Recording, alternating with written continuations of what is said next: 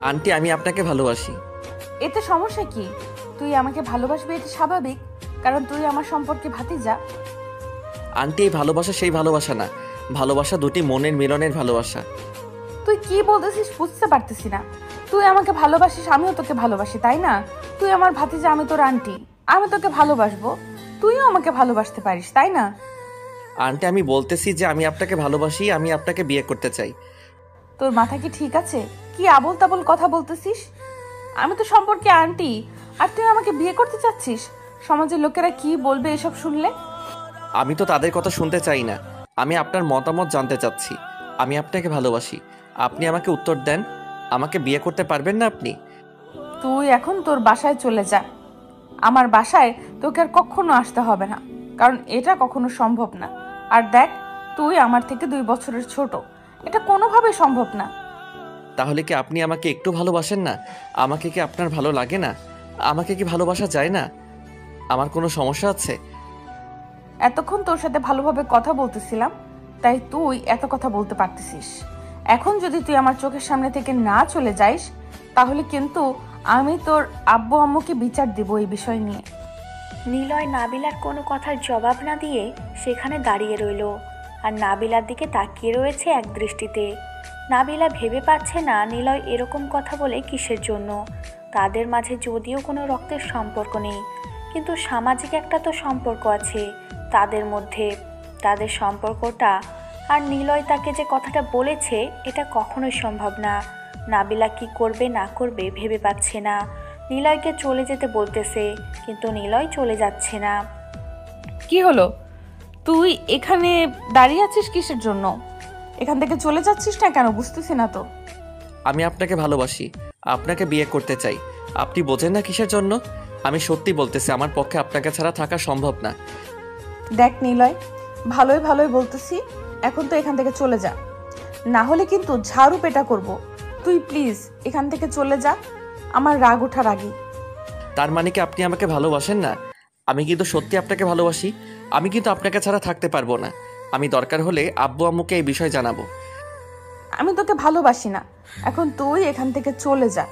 আমার কোনো কিছু ভালো লাগতেছে না, এখন আমাকে আমার মতো থাকতে দে, একা থাকতে দে। আমাকে ভালোবাসলে সমস্যা কি? কেন আমাকে ভালোবাসা যায় না? তোকে ভালোবাসা যায় না কারণ আমাদের মধ্যে সম্পর্কটা ভিন্ন, আর আমি তোর সিনিয়র, এটা হলো সব থেকে বড় কথা। তাই আমি তোকে ভালোবাসতে পারি না, বা তোর সাথে এরকম কোনো সম্পর্ক করতে পারি না। আপনি তো আমার রক্তের কেউ না, তাই না? আপনি আমার প্রতিবেশী, আর আমাদের মাঝে সেই সম্পর্কটা হতেই পারে, তাই না? যদি আপনার সমস্যা থাকে তাহলে বলতে পারেন। আমি কিন্তু আপনাকে ভালোবাসি।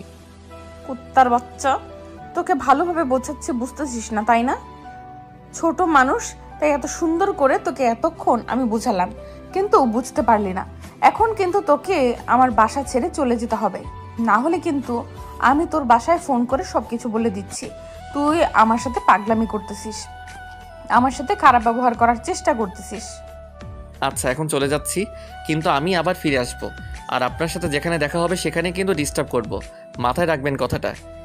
তারপর নিলয় সেখান থেকে বেরিয়ে আসলো, আর নাবিলা কিছু বলতে পারলো না নিলয়কে। নিলয় নাবিলাকে কিছু বলতে না দিয়ে সেখান থেকে বেরিয়ে আসলো। নাবিলা এদিকে একটা কথাই ভাবতেছে, হঠাৎ করে নিলয়ের আজকে কি হয়ে গেল যে তাকে প্রপোজ করলো। আর তাদের মধ্যে তো কোনো গভীর সম্পর্কও ছিল না, এমনিতেই দুজনের দেখা হয়, কথা হয়, ঝামেলা শেষ। আর নিলয় অনেক ভদ্র ছিল, তাকে সব সময় সম্মান করে। আজ তার মাথায় কি হয়ে গেল এটাই ভেবে পাচ্ছে না নাবিলা। সব সময় নিলয় নাবিলাকে সালাম দেয়, সম্মান দেখায়, সব কিছু, কিন্তু আজকে বাসায় এসে এভাবে তাকে প্রপোজ করবে, এটার জন্য মোটেও প্রস্তুত ছিল না নাবিলা। কিরে, কোথায় তুই? তাড়াতাড়ি আমাদের আড্ডাখানায় চলে আয়। আমি সেখানে যাচ্ছি। মন মেজাজ খারাপ আছে, বেশি কথা বলিস না। তাড়াতাড়ি চলে আসবি। কি বলতেছিস এসব কথা? তখন আমি গেলাম, তুই ফোন করলি, গিয়ে তোকে পেলাম না, আর এখন আবার বলতেছিস এখন যাব আড্ডাখানায়। শালা তুই আমাকে চুতিয়ে পেয়েছিস। একটা অঘটন ঘটিয়ে ফেলেছি।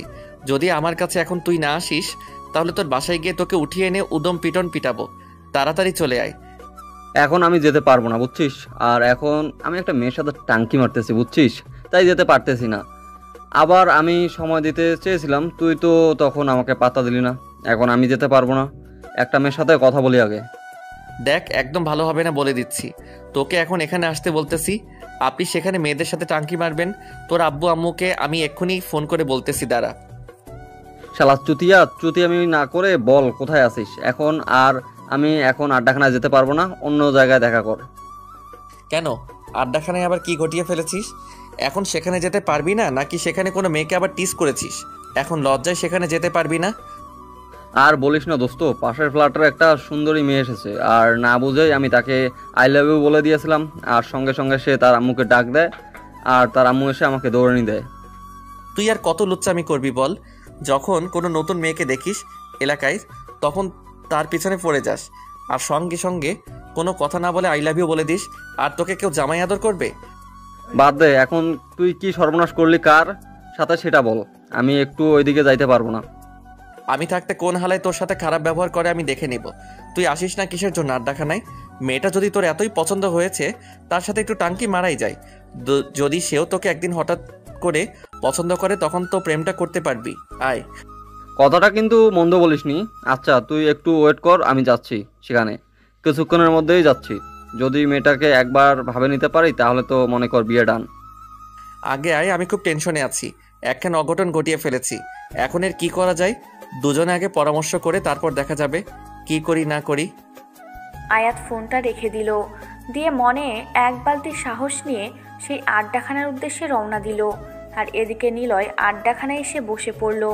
আশেপাশে তাকিয়ে দেখে পরিবেশটা অনেক সুন্দর, অনেকে এখানে আড্ডা দিচ্ছে, সবাই সবার মতো মজা নিচ্ছে। পরিবেশটা দেখতে আসলেই অনেক সুন্দর লাগতেছে আজকে, কারণ এখানে সব সময় লোকজন কমই থাকে। অনেক সুন্দর একটা জায়গা, কিন্তু একটা বিষয় সে লক্ষ্য করলো, প্রতিদিন অনেক কোলাহল থাকে, কিন্তু আজ তো অনেক কোলাহল মুক্ত। সবাই নীরবে আড্ডা দিচ্ছে, পরিবেশটা মনে হচ্ছে যে একদম নীরব হয়ে আছে। নিলয় তাদের জায়গায় গিয়ে দেখলো দুইটা ছেলে বসে আছে।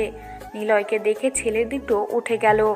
তারা নিলয়কে সবাই ভালো করেই চেনে। তারপর এদিকে নাবিলা তো মহা টেনশনে আছে। তার নতুন ফুফাতো বোন এসেছে বাসায়। মানে নতুন বলতেছি এই কারণে যে তারা এখানে গত 3 দিন হলো আসলো।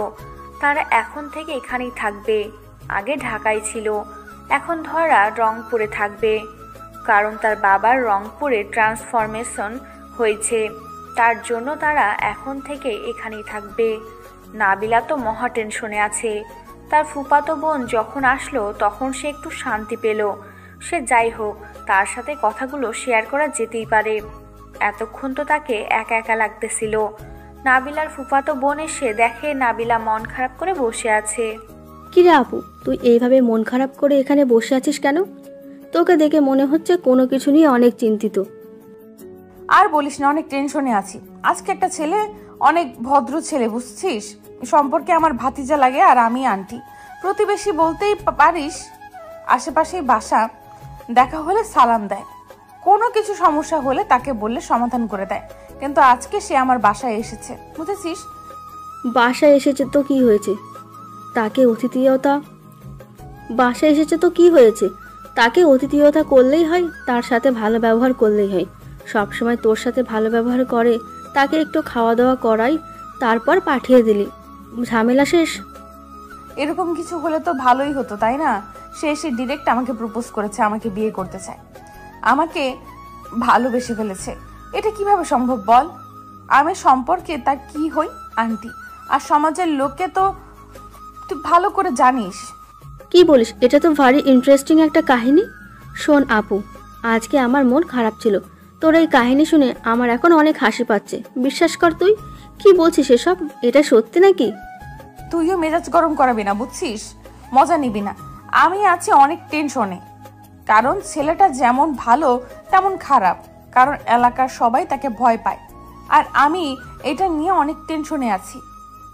আর সে যাওয়ার আগে আমাকে বলে দিয়েছে যে আমাকে যেখানে দেখে সেখানেই এসে এখান থেকে ডিস্টার্ব করবে।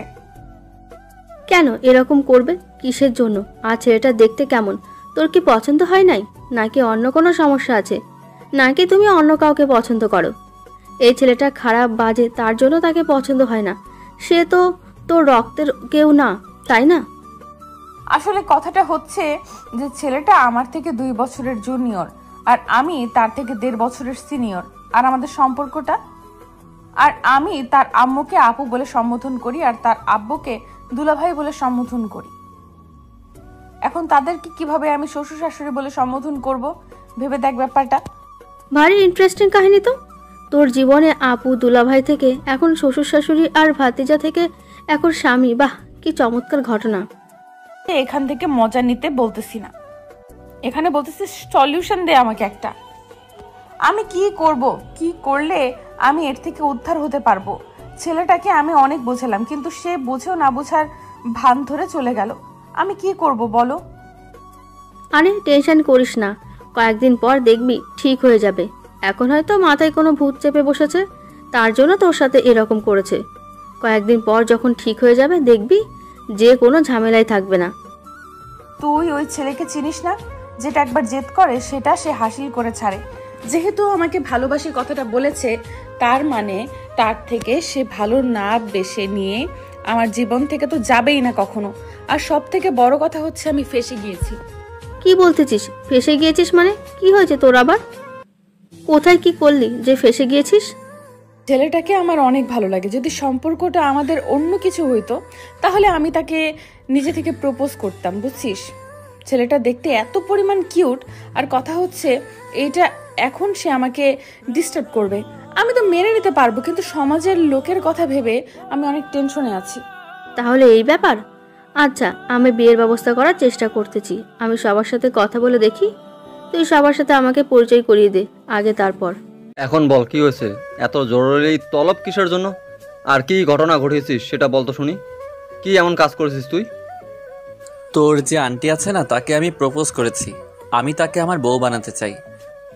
কি আবল তাবল কথা বলতেছিস, বুঝতেছি না তো। আর হঠাৎ করে তোর কি এমন হলো যে তুই তার জীবনে থাকবি? যেটা বলতেছি সেটাই।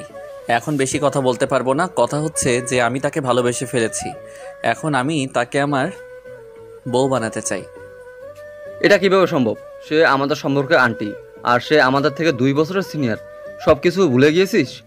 আজকে তাকে প্রপোজ করে দিয়েছিস, সে কি উত্তর দিয়েছে?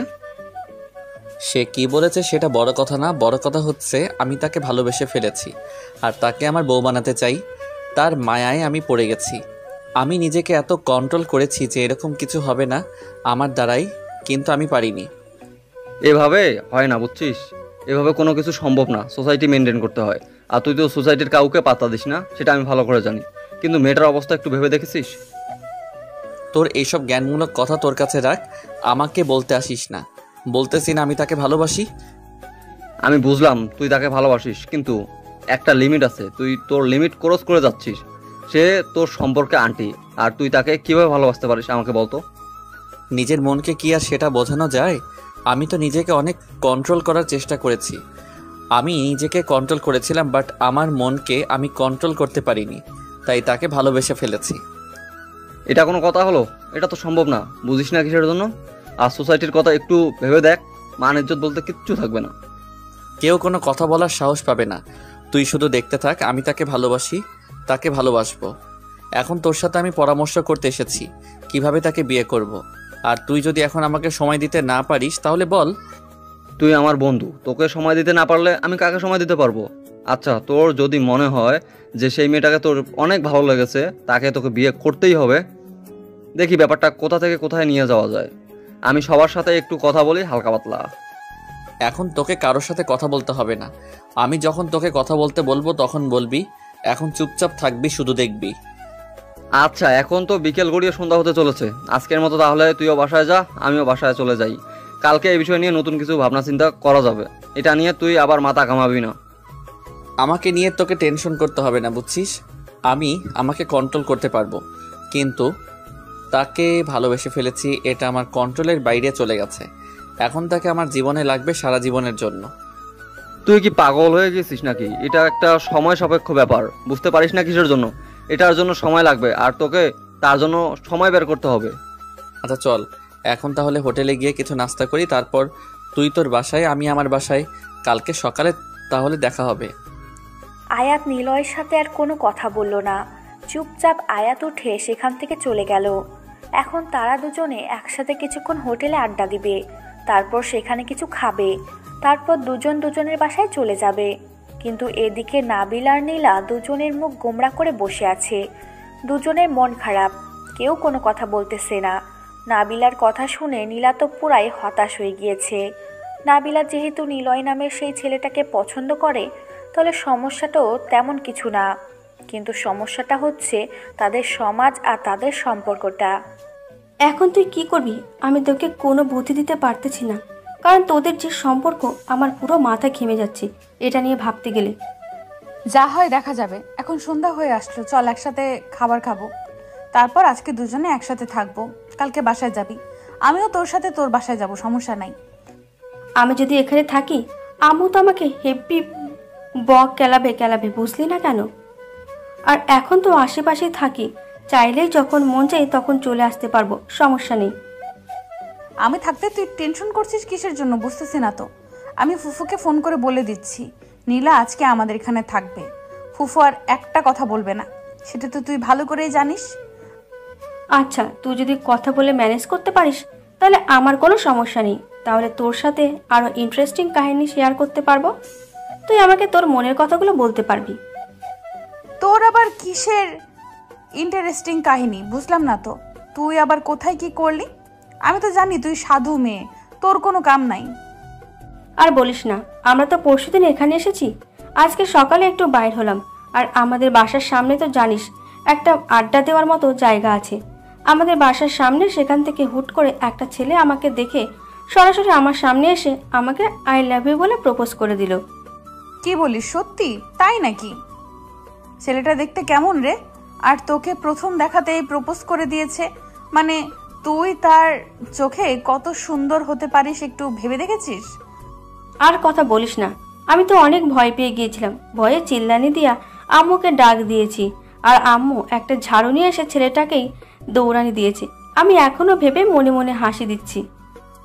আহারে বেচারা, তাকে আজকে কত সুন্দর করতে হয়েছিল, ঝাড়ুর বাড়ি খেতে হয়েছিল। আর শুন, তুই এত সুন্দর একটা পরিবেশে তোর আম্মুকে ডাকতে গেলি কিসের জন্য? আর বলিস না তো, এখানে এসেছি নতুন কাউকে চিনি না, কে কেমন আমি কি জানি, নাকি আর এই সমাজের লোকেরা কেমন সেটাও তো আমি জানি না। আমি তো ভয় পেয়ে গেছিলাম, তার জন্য ডাকতে বাধ্য হয়েছি। আচ্ছা হয়েছে, অনেক কথা তো বললাম, এখন চল সব কিছু শেষ করি। আর এখন এসব নিয়ে গল্প গুজব করা ঠিক হবে না। আম্মু যে কোনো সময়ে শুনে নিলে আবার নানা ধরনের প্রশ্ন করবে। আচ্ছা তাহলে এইসব টপিক বাদ দে, এখন খাওয়া দাওয়া করি চল। আমার ক্ষুধা লেগেছে, তারপর ঘুমাবো, খুব ক্লান্ত লাগতেছে শরীরটা জানিস। বুঝতেছি না, এখানে এসে থেকে নিজেকে অসুস্থ মনে হচ্ছে। নতুন পরিবেশে এসেছিস না, তাই এরকম লাগবে দু একদিন গেলে যখন আবহাওয়াটা একদম তোর সাথে মানিয়ে যাবে তখন আর কোনো সমস্যা হবে না। তারপর তারা দুইজন মামাতো বোন আর ফুপাতো বোন চুপচাপ খাওয়া দাওয়ার প্ল্যানিং করে ফেললো, কি কি খাবে রাতে। তারপর তাদের ইচ্ছে অনুযায়ী সব কিছু রান্না করলো এবং নাবিলা তার আম্মুকে রান্নার কাজে সাহায্য করলো, সাথে তো নীলা ছিলই। আর এইদিকে বেচারা নিলয় বাসায় এসে ঠিকমতো শুয়ে থাকতে পারতেছে না, বারবার নাবিলার কথা মনে পড়তেছে, কি করবে না করবে ভেবে পাচ্ছে না। তাকে যে কিভাবে নিজের ভালোবাসাটা বুঝাবে আর তাকে যে কিভাবে নিজের আপন করে নেবে সেটাই ভেবে পাচ্ছে না নিলয়। দেখতে দেখতে রাত পার হয়ে সকাল হয়ে আসলো। সকালে কোনো মতে নাস্তা করে নিল, বেরিয়ে পড়লো যে কোন প্রকারে হোক নাবিলার সাথে দেখা করতে হবে। সারা রাত নাবিলাকে স্বপ্নে এসে দেখেছে। নাবিলা সকালে উঠে ফ্রেশ হয়ে নাস্তা করলো, আর সাথে নীলা ছিল। তারপর নীলার আম্মু নাবিলাকে ফোন দিল, নীলাকে এখন যেন বাসায় দিয়ে আসে। নাবিলা সেটা নীলাকে বলে দিল, কারণ নীলার আম্মু নীলাকে ছাড়া এক মুহূর্ত থাকতে পারে না, সেটা ছোটবেলা থেকেই নাবিলা ভালো করেই জানে। এখন নাবিলা আর নীলা দুজনে ঘর থেকে বেরিয়ে পড়লো। এখন উদ্দেশ্য দুজনেই নীলার বাসায় যাবে। রাস্তায় বেরিয়ে পড়েছে, আর এই দিক থেকে নিলয় বাসা থেকে বাইকটা নিয়ে নাবিলার বাসার উদ্দেশ্যে আসতেছে। হঠাৎ করে নাবিলাকে সে রাস্তার মাঝখানে দেখতে পেল, আর এত সকালে রাস্তায় তেমন মানুষজন নেই। নাবিলা নিলয়কে দেখতে পেয়ে ভয়ে শেষ। এখন কি জানে কি হয় তার সাথে। ভয়ে সে শুকিয়ে গেল, কিন্তু নীলাকে বুঝতে দিচ্ছে না। নিলয় গাড়ি থেকে নেমে এসে নাবিলার সামনে দাঁড়িয়ে পড়ল। কি হলো, এত সকালে কোথায় যাচ্ছ?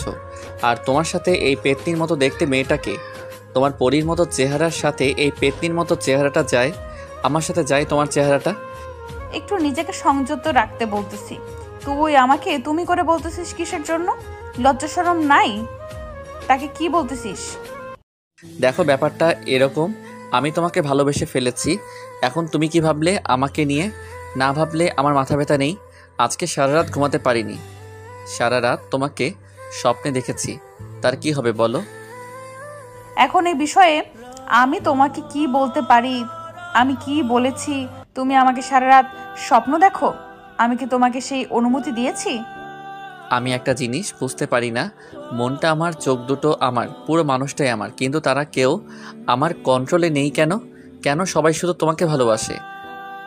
দেখো, সকাল হয়ে গিয়েছে, রাস্তায় এখন মানুষ চলে আসবে। আর এখন আমি আমার ফুফাতো বোনকে নিয়ে তার বাসায় যাচ্ছি। আশা করি আর কোনো প্রশ্নের উত্তর দেওয়া লাগবে না। এখন তুমি সাইডে চলে যাও, আমাকে আমার রাস্তায় যেতে দাও। গতকাল বলছি না ভালোবাসি, আজকে বলেছি ভালোবাসি। উত্তরটা দিবেন নাকি আমি অন্য কোনো রাস্তা খুঁজে বের করব তোমাকে আমার করে নেওয়ার জন্য? বলতেছি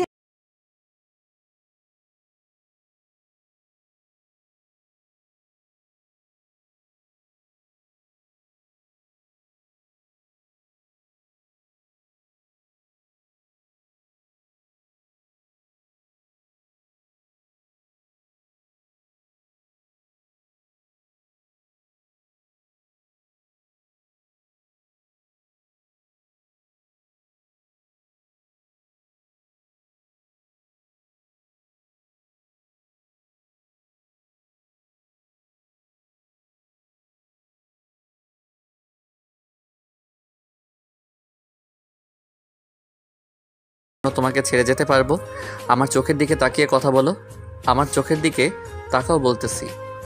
কথাটা বলে নিলয় নাবিলার হাত ধরল, আর এমন চোখ করেছে নাবিলা একদম শেষ। নীলা তো কি বলবে। নীলা ভয় নাবিলার পিছনে গিয়ে দাঁড়িয়ে পড়ল। আর নীলার বুঝতে বাকি নেই এটাই সেই ছেলে। আর নাবিলা যেটা বলেছিল, আসলেই দেখতে ছেলেটা অনেক হ্যান্ডসাম। নাবিলা ভয়ে শ্বাস বন্ধ করে আছে, কোনো কথা বলার সাহস পাচ্ছে না। আর নীলা তো ভয়ে 2 হাত দূরত্ব বজায় রেখেছে।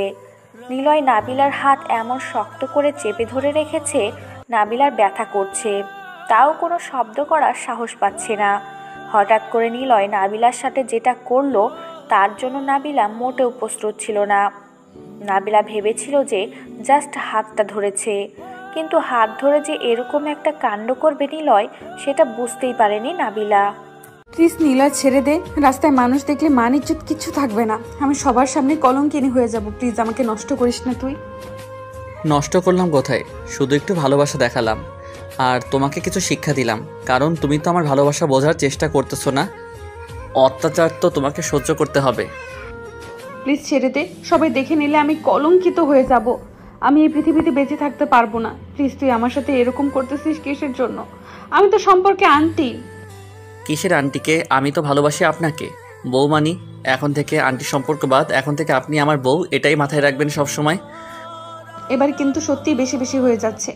এবার কিন্তু তোমার পরিবারকে আমি জানাতে বাধ্য হব। তুমি এরকম পাগলামি করতে পারো না আমার সাথে। আচ্ছা, আমি তো আপনাকে পারমিশন দিয়ে দিয়েছি, তাই না? আর আপনাকে সম্মান দিয়ে কথা বলতেছি।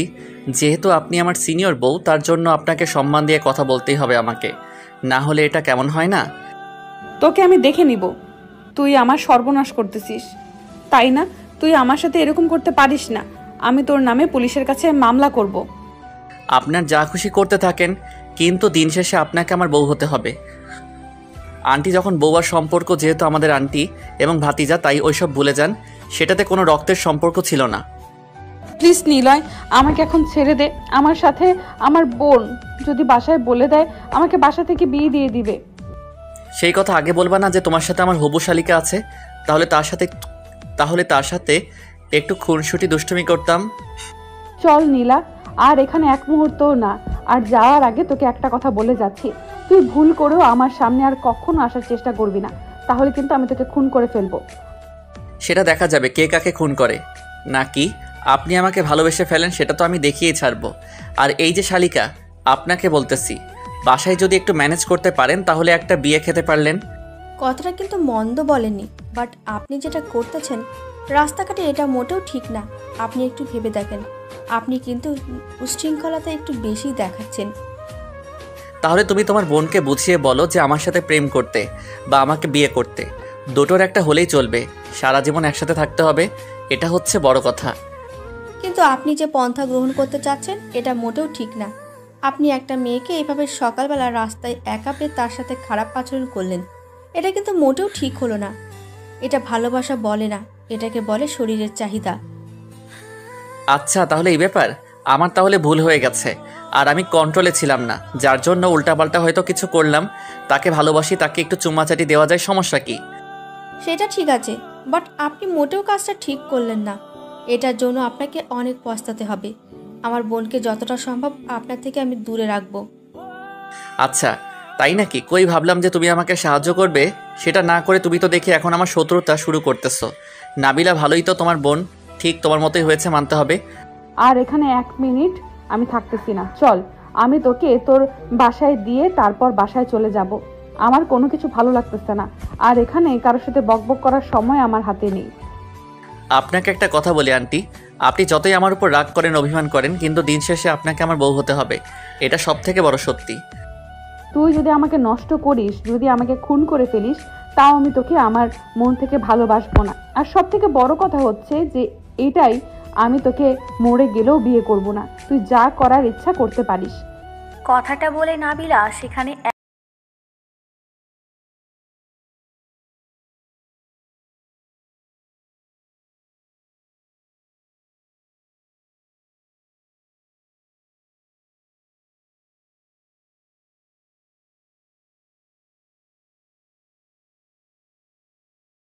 কারণ তার সাথে আজকে যেটা হয়ে গেল সেটাকে ভুলে থাকতে যাচ্ছে। সেটা যদি মনে রাখে তাহলে সেটা তাকে আরও বেশি কষ্ট দিবে। তার জন্য সে ভুলে যেতে চাচ্ছে সকালটা। কিন্তু চাইলেই তো আর সব কিছু ভুলে যাওয়া যায় না। যে জিনিসটা ভুলে যেতে চাইবে সেই জিনিসটা আরও বেশি করে মাথায় ঘুরপাক খাবে, এটাই স্বাভাবিক। নিলয় তো মনে মনে অনেক খুশি যে যাই হোক তাকে ডিস্টার্ব করতে পেরেছে, কিন্তু তার ভালোবাসার ফিলিংসটা কেন জানি উপলব্ধি করতে পারতেছে না। তার মনে হচ্ছে যে ভালোবাসাটা হয়তো অন্যরকম। নিলয় সেখানে দাঁড়িয়ে না থেকে বাইকটা নিয়ে সামনের দিকে এগিয়ে গেল। আর হঠাৎ করে তার মনে হলো যে আয়াতের খবর কি। সকাল থেকে কোনো খোঁজ খবর পাওয়া যাচ্ছে না, তাই সে রাস্তার এক সাইডে বাইক দাঁড় করিয়ে আয়াতকে ফোন করলো। কিন্তু আয়াত ফোন রিসিভ করতেছে না, রিং হচ্ছে, বাট ফোন তোলার নাম গন্ধ নিচ্ছে না আয়াত। নিলয়ের প্রচুর রাগ হচ্ছে যে ফোন তুলতেছে না কিসের জন্য, নাকি সে এখনও ঘুমিয়ে আছে, বুঝলো না ব্যাপারটা। কথাগুলো ভাবতেছিল মনে মনে। তখন আয়াত নিলয়কে ফোন করলো। কিরে, ফোন দিয়েছিলি? আমি ঘুমিয়েছিলাম, আর তোর ফোনের শব্দ শুনে আমি ঘুম থেকে উঠে বললাম। বল, কি হয়েছে এত সকালে? তুই তো সকালে ঘুম থেকে উঠিস না, আজকে কি মনে করে? ভালোবাসার জন্য অনেক কিছু করতে হয়, বুঝছিস? আয়, বেরিয়ে আয় বাসা থেকে, আমি রাস্তায় আছি, তুই বাইক নিয়ে চলে আয়, আমি এখানে অপেক্ষা করতেছি তোর জন্য। মাত্র ঘুম থেকে উঠলাম, ফ্রেশ হয়ে তারপর বেরিয়ে পড়ি, আর তুই এত সকালে বেরিয়ে পড়েছিস কিসের জন্য? হঠাৎ করে কোথায় যাবি বুঝলাম না। তোকে কোনো কিছু বুঝতে হবে না, এখন তোকে যেটা বলছি তুই সেটা শোন। তাড়াতাড়ি চলে আয়, আমি তোর জন্য অপেক্ষা করতেছি এখানে। কথা হচ্ছে সব কিছু ম্যানেজ করতে হবে। কি সব কিছু ম্যানেজ করতে হবে? আমি তো কিছুই বুঝলাম না। কি বললি আবল তাবল কথা? কি ম্যানেজ করবে? কোনো টপিক নাই, কিচ্ছু নাই, হঠাৎ বললি যে সব কিছু ম্যানেজ করতে হবে। কি করতে চাচ্ছিস তুই? আমাকে তো একটু খুলে বলবি, তাই না? তার জন্য তো তোকে আমি এখানে আসতে বললাম। তুই এখানে আয়, তারপর না হয় সব কিছু বুঝতে পারবি। ফোনে কি সব কিছু বলা যায়? তুই আয়, তারপর তোকে সব কিছু বলতেছি। আচ্ছা, তাহলে তুই অপেক্ষা কর, আমি যাচ্ছি, বেশিক্ষণ সময় নিচ্ছি না, জাস্ট ফ্রেশ হবো, তারপর তোর ওইখানে চলে যাব, তারপর শুনি তোর কি হয়েছে, সেটা আমি শুনবো। কথাটা বলে আয়াত ফোন রেখে দিল। দিয়া ঝটপট বিছানা ছেড়ে উঠে ফ্রেশ হয়ে নিল, কারণ তার কলিজার বন্ধু তাকে ডাক দিয়েছে। সে এখানে শুয়ে থাকবে এটা তো হয় না, তার জন্য সে খুব তাড়াতাড়ি করতে লাগলো। আর এদিকে নিলয় অপেক্ষা করতেছে। নাবিলা নীলাদের বাসায় পৌঁছে গিয়েছে। নাবিলার মন প্রচুর খারাপ। তাকে দেখে তার ফুপু গলায় গলা মিলিয়ে নিল। কথায় কথায় ভাসিয়ে দিল সব কিছু। তারপর নাবিলা আর নীলা দুজনে মিলে নীলার রুমে চলে আসলো। ছেলেটা কি সেটা তো নীলা নিজেই দেখলো। তার তো এখন একটু ভয় হচ্ছে তার বোনকে নিয়ে, না জানি কখন কোথায় তার কোনো ক্ষতি হয়ে যায়, কোনো কিছু করার থাকবে না। এটা ভেবে নীলা প্রচুর ভয় পাচ্ছে যে কি হবে তার বোনের জীবনে। নাবিলা গিয়ে নীলার রুমে শুয়ে পড়ব। নীলা নাবিলাকে কোনো কিছু বলল না। নাবিলার জন্য 1 কাপ কফি বানিয়ে আনার জন্য নীলা রান্নাঘরে চলে আসলো। আর এদিকে নাবিলা শুয়ে কান্না করতেছে। আজকে পর্যন্ত কোনো ছেলে তাকে জড়িয়ে ধরতে পারেনি, আর আজকে সেখানে একটা ছেলে, তাও আবার বয়সে ছোট, সে তাকে কিস করলো কেমন করে। বারবার কথাগুলো মনে পড়তেছে, আর তার মনে হচ্ছে এটা যদি তার জীবনে না হতো তাহলে সে অনেক সুখে থাকতে পারত। এখন সে কাউকে জোর গলায় বলতে পারবে না কোনো ছেলে তাকে স্পর্শ করেনি। নীলা নাবিলার জন্য কফি বানিয়ে নিয়ে আসলো। এসে দেখে নাবিলা কান্না করতেছে। কি হলো আপু, কান্না করতেছিস কিসের জন্য? বুঝতেছি না তো। এভাবে কান্না করলে হবে? বল, যা হয়েছে ভুলে যা, সব কিছু ঠিকঠাক হয়ে যাবে। এখন কয়েকদিন নিজেকে চেপে রাখ, বাসা থেকে বের হবি না, তাহলে দেখবি কয়েকদিন পর সব কিছু আগের মতো হয়ে যাবে। এরকম কোনো কিছু হলে তো অনেক ভালো হইতো। আমি চাচ্ছি সব কিছু ভুলে যাব, কিন্তু পারতেছি না, বারবার মনে পড়ে যাচ্ছে। আর আজকে প্রথম আমাকে কোনো ছেলে এভাবে স্পর্শ করলো। বিশ্বাস কর, আমার যে এত বাজে লাগতেছে। আচ্ছা বুঝতে পারলাম, এখন নিজেকে ঠিক করার চেষ্টা কর। এইভাবে ভেঙে পড়লে চলবে না। তোর পড়াশোনায় মন দে, কয়েকদিন পর তোর নাকি এক্সাম। এখন তো সেই টেনশনে আছি, আমার কি হবে। আমি তো এখন নিজে স্বাধীনভাবে চলাফেরা করতে পারবো না। এখন সব সময় একটা আতঙ্কের মধ্যে থাকতে হবে, কখন কোথা থেকে আমার উপর হামলা চলে আসে। এখন তো আমি পুরো ভয়ে শেষ, কি করব বুঝতে পারতেছি না। এখন তো এমন একটা সিচুয়েশনে বাসায় বলবো, তাহলে বিয়ে দেওয়ার জন্য উঠে পড়ে লাগবে বাসার সবাই। আর আমি তো চাচ্ছি আমার ক্যারিয়ার গড়ে তুলতে। আপু, আমি তোর মনের কথাগুলো বুঝতে পেরেছি, এসব নিয়ে আর তুই ভাবিস না। এখন কফি খা, তারপর আমি তোকে তোর বাসায় রেখে আসবো। আমাকে তো আর কেউ ডিস্টার্ব করবে না, বুঝিস নাই? এখন যাব না, দুপুরের পর গাড়িতে করে তোর বাসায় চলে যাব। বাদ দে, এখন কিছু খাবো না, তুই রেখে দে, পরে গরম করে খাবো, সমস্যা নেই। বাট এখন খেতে ইচ্ছে করতেছে না। ফুফু কোথায় গেল, তার সাথে কিছু কথা বলি। আম্মু তার রুমে আছে হয়তো, তুই গিয়ে দেখ। আমি আমার কিছু হাতের কাজ শেষ করে আসছি, তারপর না হয় বাইরে যাব। এখন তুই যা, কথা বল। আচ্ছা থাক, তাহলে তুই তোর কাজগুলো শেষ কর, আমি আমার ফুফুর সাথে কিছুক্ষণ গল্প করি, তারপরে একটু বাসায় চলে যাব। এখানে থাকতে ভালো লাগতেছে না, একটু মনটা ঠিক করি, তারপর বাসায় চলে যাব।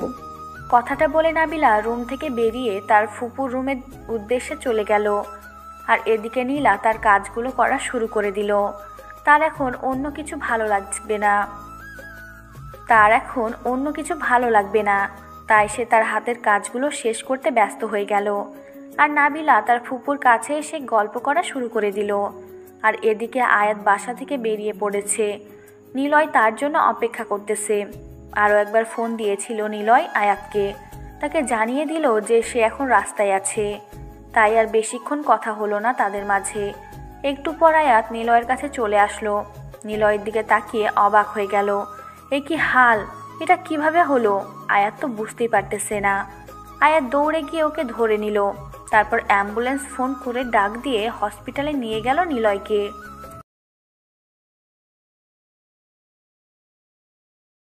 ডক্টর, ডক্টর কোথায় আপনি? আমার বন্ধু যে কোনো প্রকারে হোক আপনাকে বাঁচাতে হবে। আয়াত চিল্লাইয়া চিল্লাইয়া পুরো হসপিটাল মাথায় তুলে রেখেছে। ডক্টর এদিক থেকে ওদিক থেকে ছোটাছুটি করে আয়াতের কাছে চলে আসলো।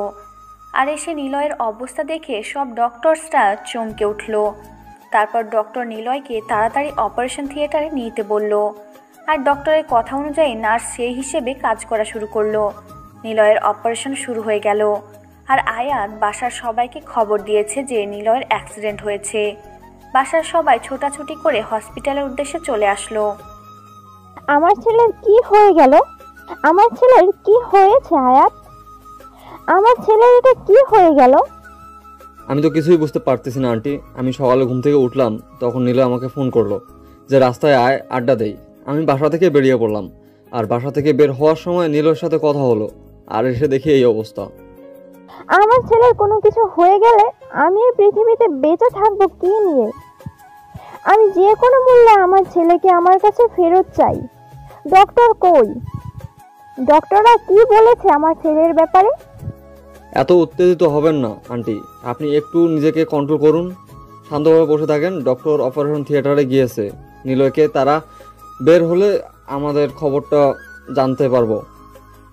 এটা আমার ছেলের সাথে কি হয়ে গেল? আমি কি নিয়ে বেঁচে থাকবো? আমি থাকতে পারবো না। আমাকে আমার ছেলের কাছে নিয়ে যাও। আমাকে আমার ছেলের কাছে নিয়ে যাও। আমার ছেলেকে আমার কাছে এনে দাও। নীলিমা বেগম মনে হচ্ছে যে একদম পাগল হয়ে গেছে তার ছেলের জন্য। তাকে কেউ শান্ত করতে পারতেছে না, কান্না করতেছে অনেক জোরে জোরে। অনেক মানুষ ভিড় জমাইছে সেখানে, দাঁড়িয়ে দেখতেছে নীলিমা বেগম এর কর্মকাণ্ড। কিন্তু এদিকে মায়ের মন কি মানে? তার ছেলে অসুস্থ, তার একমাত্র ছেলে। তার যদি কোনো কিছু হয়ে যায় তাহলে তারা কি নিয়ে বেঁচে থাকবে? নীলিমা বেগম মনে হচ্ছে যে পাগলি হয়ে গিয়েছে। তার ছেলের জন্য কান্না করতে করতে হঠাৎ করে তিনি জ্ঞান হারিয়ে ফেললেন। আয়াত, এটা কিভাবে হলো? তুমি গিয়ে সেখানে কি দেখতে পেয়েছো? আর তার সাথে কেমনে অ্যাক্সিডেন্ট হয়েছে? কেউ কিছু করেছে ইচ্ছাকৃতভাবে তার উপর আক্রমণ করেছে, নাকি তার ভুলবশত অ্যাক্সিডেন্ট হয়েছে? আঙ্কেল, আমি সঠিক বলতে পারতেছি না, কারণ হচ্ছে আমি সেখানে গিয়ে দেখি নিলয় রাস্তায় পড়ে আছে আর আশেপাশে কোনো মানুষ নেই, শুধু তার বাইকটা এক সাইডে পড়ে আছে। আমি তো কল্পনা করতে পারিনি যে এরকম একটা অবস্থা আমি দেখব। আচ্ছা, এখন ডক্টর কি বলেছে? আমার ছেলে কি সুস্থ হবে নাকি কি হয়েছে? তোমাকে তো নিশ্চয়ই কিছু বলেছে, তাই না? তুমি আমাকে বলো, আমার ছেলের কি কোনো ক্ষতি হবে? আঙ্কেল, আপনি নিজেকে কন্ট্রোল করুন, শান্ত হয়ে বসে থাকেন। ডক্টর বেরিয়ে না আসা পর্যন্ত আমি কিছু বলতে পারতেছি না, কারণ নিলয়ের অবস্থা অনেক খারাপ ছিল। আমি শুধু এটাই বলতে পারি যে আমার বন্ধুর কিচ্ছু হবে না, সে আবার আমাদের মাঝে ফিরে আসবে। তুমি এখন একটু খোঁজ নেওয়ার চেষ্টা করো, কে এরকম করেছে। তার ভুলবশত কিনা আশেপাশে কেউ না তো কেউ ছিল, কেউ তো দেখেছে আমার ছেলেকে, তাই না? তুমি একটু খোঁজখবর নেওয়ার চেষ্টা করো, আমি বাকিটা দেখে নেব। আঙ্কেল, এসব নিয়ে একদম টেনশন করবেন না। আগে আমার বন্ধু ঠিক হোক, মানে আপনার ছেলে সুস্থ হোক, তারপর তার মুখ থেকে আমরা সবকিছু শুনতে পারবো। এখন আপাতত আপনি আন্টিকে সামলানোর চেষ্টা করেন, আন্টির অবস্থা খুব করুণ। তুমি ভালো করে জানো আমাদের বিষয়ে, বলতে পারো তুমি আমাদের পরিবারের দ্বিতীয় সন্তান। আমাদের বাসায় সবসময় তুমি আসা যাওয়া করো। তুমি তোমার আন্টিকে ভালো করে চেনো, তিনি তার ছেলে কতটা ভালোবাসে। আয়াত আর সেখানে একটা কথা বলার সুযোগ পেল না, কারণ সে সব কিছু জানে যে নিলয়ের আম্মু নিলয়কে এবং আয়াতকে কতটা ভালোবাসে। দুজনকে প্রায় সমপরিমাণ ভালোবাসে, নিজের সন্তানের মতো দেখে দুজনকে। যদিও আয়াত তার নিজের সন্তান না, কিন্তু যখন আয়াত নিলয়ের বাসায় থাকে মনে হয় যে সে নিজের বাসায় আছে। আয়াত চুপচাপ এক সাইডে গিয়ে দাঁড়িয়ে পড়ল আর ভাবতে লাগলো এরকমটা কিভাবে হতে পারে। তার তো কোনো শত্রু নেই, আর অনেক দিন থেকে তো তারা দুজন কারোর সাথে ঝামেলা করে না। অনেক দিন হয়ে গেছে যে তারা আন্ডারওয়ার্ল্ড ছেড়ে দিয়ে এসেছে আর সেই শহর থেকে অনেক দূরে চলে এসেছে। তাহলে কিভাবে এটা হতে পারে? আয়াত মনে মনে অনেক কিছু চিন্তা করতেছে। তাহলে কি কেউ এই শহরে এসেছে যে আয়াত আর নিলয়ের ক্ষতি করার জন্য, নাকি কিচ্ছু বুঝতে পারতেছে না আয়াত। পুরো টেনশনে আছে নিলয়ের, কোনো কিছু হয়ে গেলে আয়াত কাউকে জিন্দা রাখবে না। আগে নিলয় সুস্থ হোক, তারপর দেখা যাবে কার কত বড় কলিজা হয়েছে। সব কলিজা বের করে যদি কুত্তাকে খাওয়াতে না পারে তাহলে আয়াত আর নিলয় মানুষ না। আয়াত তার চোখের কোণা থেকে পানির ফোঁটা মুছে ডক্টর বেরিয়ে আসার জন্য অপেক্ষা করতেছে। বাইরে সবাই শুধু ডক্টরের জন্য অপেক্ষা করতেছে কখন ডক্টর বেরিয়ে আসবে, কিন্তু ডক্টর বেরিয়ে আসার কোনো নামগন্ধ নিচ্ছে না। ডক্টর অনেকক্ষণ হলো অপারেশন থিয়েটারে চলে গিয়েছে, কিন্তু কোনো খোঁজ খবর দিচ্ছে না এখনো। আর থাকবো না, অনেকক্ষণ তো হলো এখানে এসেছি, আর কতক্ষণ থাকবো? এখন তো দুপুর পেরিয়ে বিকেল হতে চলেছে। তাহলে আমি আমার বাসায় যাচ্ছি, পড়াশোনা করতে হবে তো। আচ্ছা, আমি তোর সাথে যাচ্ছি। আমি আম্মুকে ম্যানেজ করে নিতে পারবো যে আজকে তোর সাথে একটু থাকতে হবে, তার জন্য আমি তোর বাসায় থাকবো। আর আমি এখানে নতুন এসেছি, তাই কারোর সাথে তেমনভাবে পরিচিত হতে পারিনি, তাই আজকে তোর বাসায় থাকবো। তাহলে তো আরো অনেক ভালো হয়। আচ্ছা, তাহলে তুইও রেডি হয়ে নে, আমি ফুফিকে বলে দিচ্ছি। তাহলে আর তোকে কিছু বলতে পারবে না। বলবো যে তুই এখানে নতুন এসেছিস, আমার সাথে 2-1 দিন থাকলে তুই পরিবেশের সাথে মানায় নিতে পারবি। তোকে তো আর এখন একা কোথাও যেতে দেওয়া ঠিক হবে না, কারণ তোর বর্তমান কারণ তোর বর্তমান দিনকাল যে অবস্থা, এই অবস্থায় তোকে একা ছেড়ে দেওয়া আমার মনে হয় না ঠিক হবে। কয়েকদিন তোর সাথে থাকি, তারপর এসব ঝামেলা শেষ হলে তখন পরেরটা পরে দেখা যাবে। তোর মতো বোন যেন সবার ঘরে ঘরে যেন একটা করে হয়, বুঝছিস? তোর মতো বোন থাকলে আর কিচ্ছু লাগে না। এভাবে যদি কোনো বোন তার বোনকে সাপোর্ট দেয় তাহলে তার জীবনে আর কি লাগে? হয়েছে, এখন চল তোর বাসায় যাই। সব কিছুই ঠিক করে রেখেছি, আর আমাকে বেশি রকম করতে হবে না। মানে বোঝাতে চাচ্ছি যে পা মারতে হবে না আমাকে। বুঝতে পেরেছি, সত্যি কথা বললে সমস্যা আছে। চল তাহলে রাস্তায় গিয়ে গল্প করতে করতে যাব। এখন সমস্যা নেই, এখান থেকে 5 মিনিট থেকে 7 মিনিটের রাস্তা হেঁটে যাব, সমস্যা নেই। আবার যদি সেই দুষ্টু ছেলেটা এসে কোনো রকমের অশুভতামি করে তাহলে কি হবে? তাই বলতেছি চল একটা রিক্সা নিয়ে চলে যাই, তাহলে সে আমাদের দেখতেও পেল না, আর আমরা সুন্দরভাবে তোর বাসায় চলে যেতে পারলাম, তাই না? এই সময় সে আমাদের ত্রিসীমানার সামনে আসবে না, সেটা আমি ভালো করে জানি। আমি ওকে ভালো করে চিনি। এখন তার একটা বন্ধু আছে, তার সাথে আড্ডা দেবে, আর আমাকে যখন ডিস্টার্ব করার সময় হবে আমি সেটা খুব ভালো করে বুঝতে পারবো যে কখনো আমার সাথে দেখা করবে। আচ্ছা চল তাহলে, তোর ইচ্ছা, তুই হেঁটে যেতে যাচ্ছিস তাহলে চল, আমার কোনো সমস্যা নেই। আমারও তো হাঁটাহাঁটি করতে অনেক ভালো লাগে। ভেবে দেখ, কিন্তু আমার সাথে মন মিলিয়ে কথা বলার কোনো দরকার নেই। তোর যদি হাঁটতে ইচ্ছে না করে তাহলে রিক্সা নিচ্ছি, সমস্যা হলে রিক্সা করে যাচ্ছি। আমি তো তোকে বলতে চাচ্ছি যে আমি হেঁটে যাব, বাট তোর সমস্যার জন্য বললাম রিক্সায় যাইতে। এখন কোনো সমস্যা হবে না, তাহলে চল হেঁটে যাই।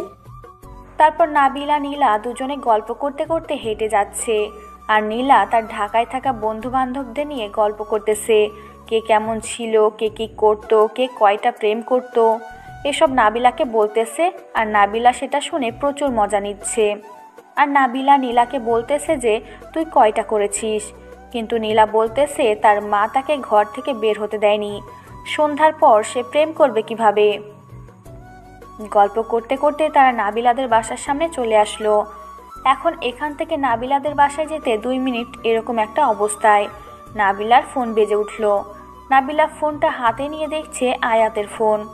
আয়াতের ফোন দেখে নাবিলা একটু ভয় পেয়ে গেল। এখন আয়াতের ফোন দিয়ে যদি নিলয় ফোন করে তাহলে তো সমস্যা।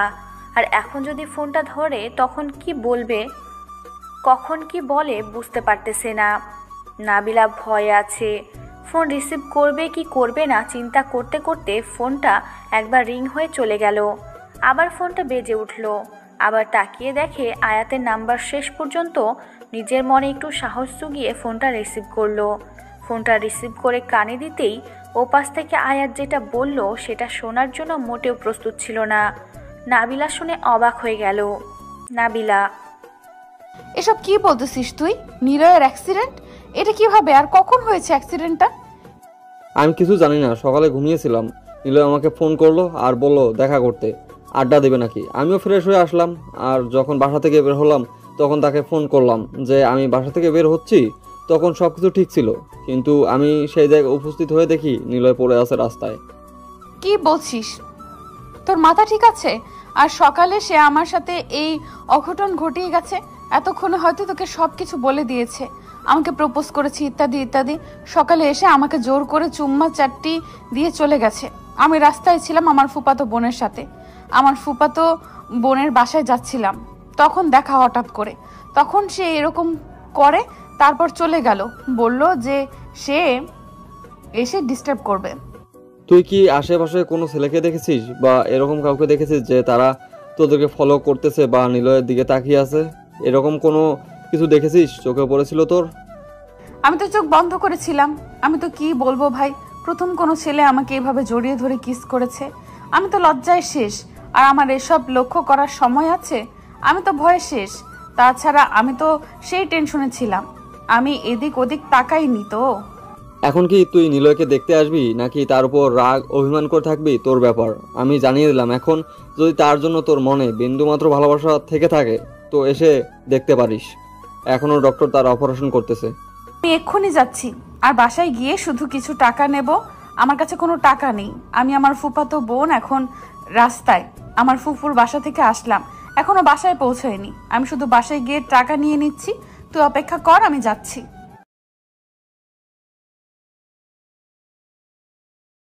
কি হলো? তুই এইরকম করতেছিস কেন? আমাকে বল, তোর কি হয়েছে? কান্না করছিস কেন? নিলয় অ্যাক্সিডেন্ট করেছে, এখন হসপিটালে আছে। ডক্টর তার অপারেশন করতেছে। আমি কিছু বুঝতে পারতেছি না কেমনে কি হলো। কি বলছিস এসব কথা? কেমনে আর অ্যাক্সিডেন্ট হলো কিভাবে? সকালে তো আমাদের সাথে দেখা হলো তার। তুই যেখানে ছিলি আমিও সেখানে ছিলাম, আমরা দুজন তো একসাথেই ছিলাম, তাহলে আমি কিভাবে বলতে পারি? এখন চল হসপিটালে গিয়ে দেখি কি হয়েছে। আচ্ছা শোন, তাহলে তুই বাসায় কিছু বলবি না। না বলে গেলে তোকে নিয়ে আবার বাসায় যদি টেনশন করে তখন? কিছু হবে না, তুই আগে চল দেখি গিয়ে কি হয়েছে। বাসায় টেনশন পরে কর, আগে দেখি ছেলেটার কি অবস্থা। এরকম করে অ্যাক্সিডেন্ট হয় কেমনে? এরকম করছিস কেন তুই? নিজেকে শান্ত করে রাখ, না হলে পরে আবার তোকে নিয়ে দৌড়াদৌড়ি করতে হবে আমাকে। নিজেকে কন্ট্রোল রাখ। নাবিলা নীলাকে সঙ্গে করে নিয়ে গাড়িতে করে রংপুর হসপিটালে চলে আসলো। নাবিলা হসপিটালে এসে দেখছে অনেক মানুষ সেখানে বসে আছে। নাবিলা আয়াতকে খুঁজতে লাগলো, কারণ নাবিলা আয়াতকে ছাড়া এখানে আর কাউকে চেনে না।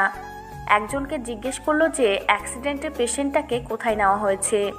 নার্স দেখিয়ে দিল কোন দিকে যেতে হবে। নাবিলা নীলাকে নিয়ে দ্রুত সেই জায়গায় চলে আসলো। এসে দেখে অনেক মানুষ এখানে বসে আছে, কেউ কেউ কান্না করতেছে। কয়েকজন মুরব্বী মানুষ সেখানে দাঁড়িয়ে আছে মুখ গোমরা করে। নাবিলা সবার মাঝে আয়াতকে খুঁজতে লাগলো, কিন্তু আয়াতকে দেখতে পাচ্ছে না। ডক্টর, আমার বন্ধুর কি অবস্থা? আপনি কি দেখলেন আর কি বুঝলেন? এখন বাইরে সবাই অপেক্ষা করতেছে, প্লিজ আপনি একটা কিছু বলেন। অল্পের জন্য বেঁচে গিয়েছে, আর 1 মিনিট যদি দেরি করে তাকে অপারেশন থিয়েটার নিয়ে যাওয়া হইতো তাহলে হয়তো আমরা তাকে বাঁচাতে পারতাম না, কিন্তু আল্লাহ তাআলার অশেষ রহমত আমরা তাকে বাঁচাতে পেরেছি। আচ্ছা ডক্টর, আপনি আমাকে এটা আগে বলুন তো, তার কি অজান্তে অ্যাক্সিডেন্ট হয়েছে নাকি কোনো আঘাতপ্রাপ্ত? আপনারা তো অপারেশন করার সময় বুঝতে পেরেছিলেন যে কোনটা অ্যাক্সিডেন্ট আর কোনটা আঘাত। দেখো, আমরা এখানে যেটা বুঝতে পারলাম, আমাদের মনে হচ্ছে যে ছেলেটাকে কেউ আঘাত করেছে, কারণ আঘাত না করলে তো তার বুকের সমস্যা হওয়ার কথা ছিল না। এমনিতেই যদি অ্যাক্সিডেন্ট হইতো তাহলে পায়ে বা কোমরে বা মাথায় ব্যথা পাইতো। ডক্টর, আর কতক্ষণ লাগবে আমার বন্ধুর জ্ঞান ফিরে আসতে? আমি তাহলে বাইরে গিয়ে সবাইকে সুসংবাদ দেই। অনেক কান্নাকাটি করতেছে তো, সবাই অনেক চিন্তিত।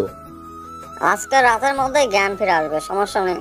মনে হচ্ছে তারা তাকে একদম পুরোপুরি মেরে ফেলতে চেয়েছিল, কিন্তু আর একটুর জন্য বেঁচে গিয়েছে। আর একটু লেট হলে তাহলে শেষ। ডক্টর, ধন্যবাদ আপনাকে আমার বন্ধুকে এই পৃথিবীতে বেঁচে থাকার জন্য সাহায্য করার জন্য, আর আল্লাহ তাআলার কাছে লক্ষ কোটি শুকরিয়া, আলহামদুলিল্লাহ। আচ্ছা, তাহলে আপনি এখন বাইরে গিয়ে সবাইকে জানিয়ে দেন যে রোগী এখন পুরোপুরি ঠিক আছে। আমরা কিছুক্ষণ পর পেশেন্টকে কেবিনে শিফট করব, তখন দেখতে পারবে। আয়াত ডক্টরের কথা মতো সেখান থেকে বেরিয়ে আসলো। আয়াত ভিতরে চলে গিয়েছিল, তার প্রচুর টেনশন হচ্ছিল এতক্ষণ ধরে। ভিতরে কি করতেছে ডাক্তারদেরকে গান দেখিয়ে ভয় দেখিয়ে ভিতরে গিয়েছিল। তারপর ভিতর থেকে খবরটা নিয়ে বাহিরে আসলো। শান্তশিষ্ট স্বভাবে আর আয়াত আর নিলয়ের যে অন্ধকারের একটা গ্রুপ আছে সেটা কেউ জানে না বাহিরের। তাদের পরিবার, তাদের বন্ধু বান্ধব কেউ জানে না। শুধু এটা আয়াত আর নিলয়ের মধ্যেই সীমাবদ্ধ।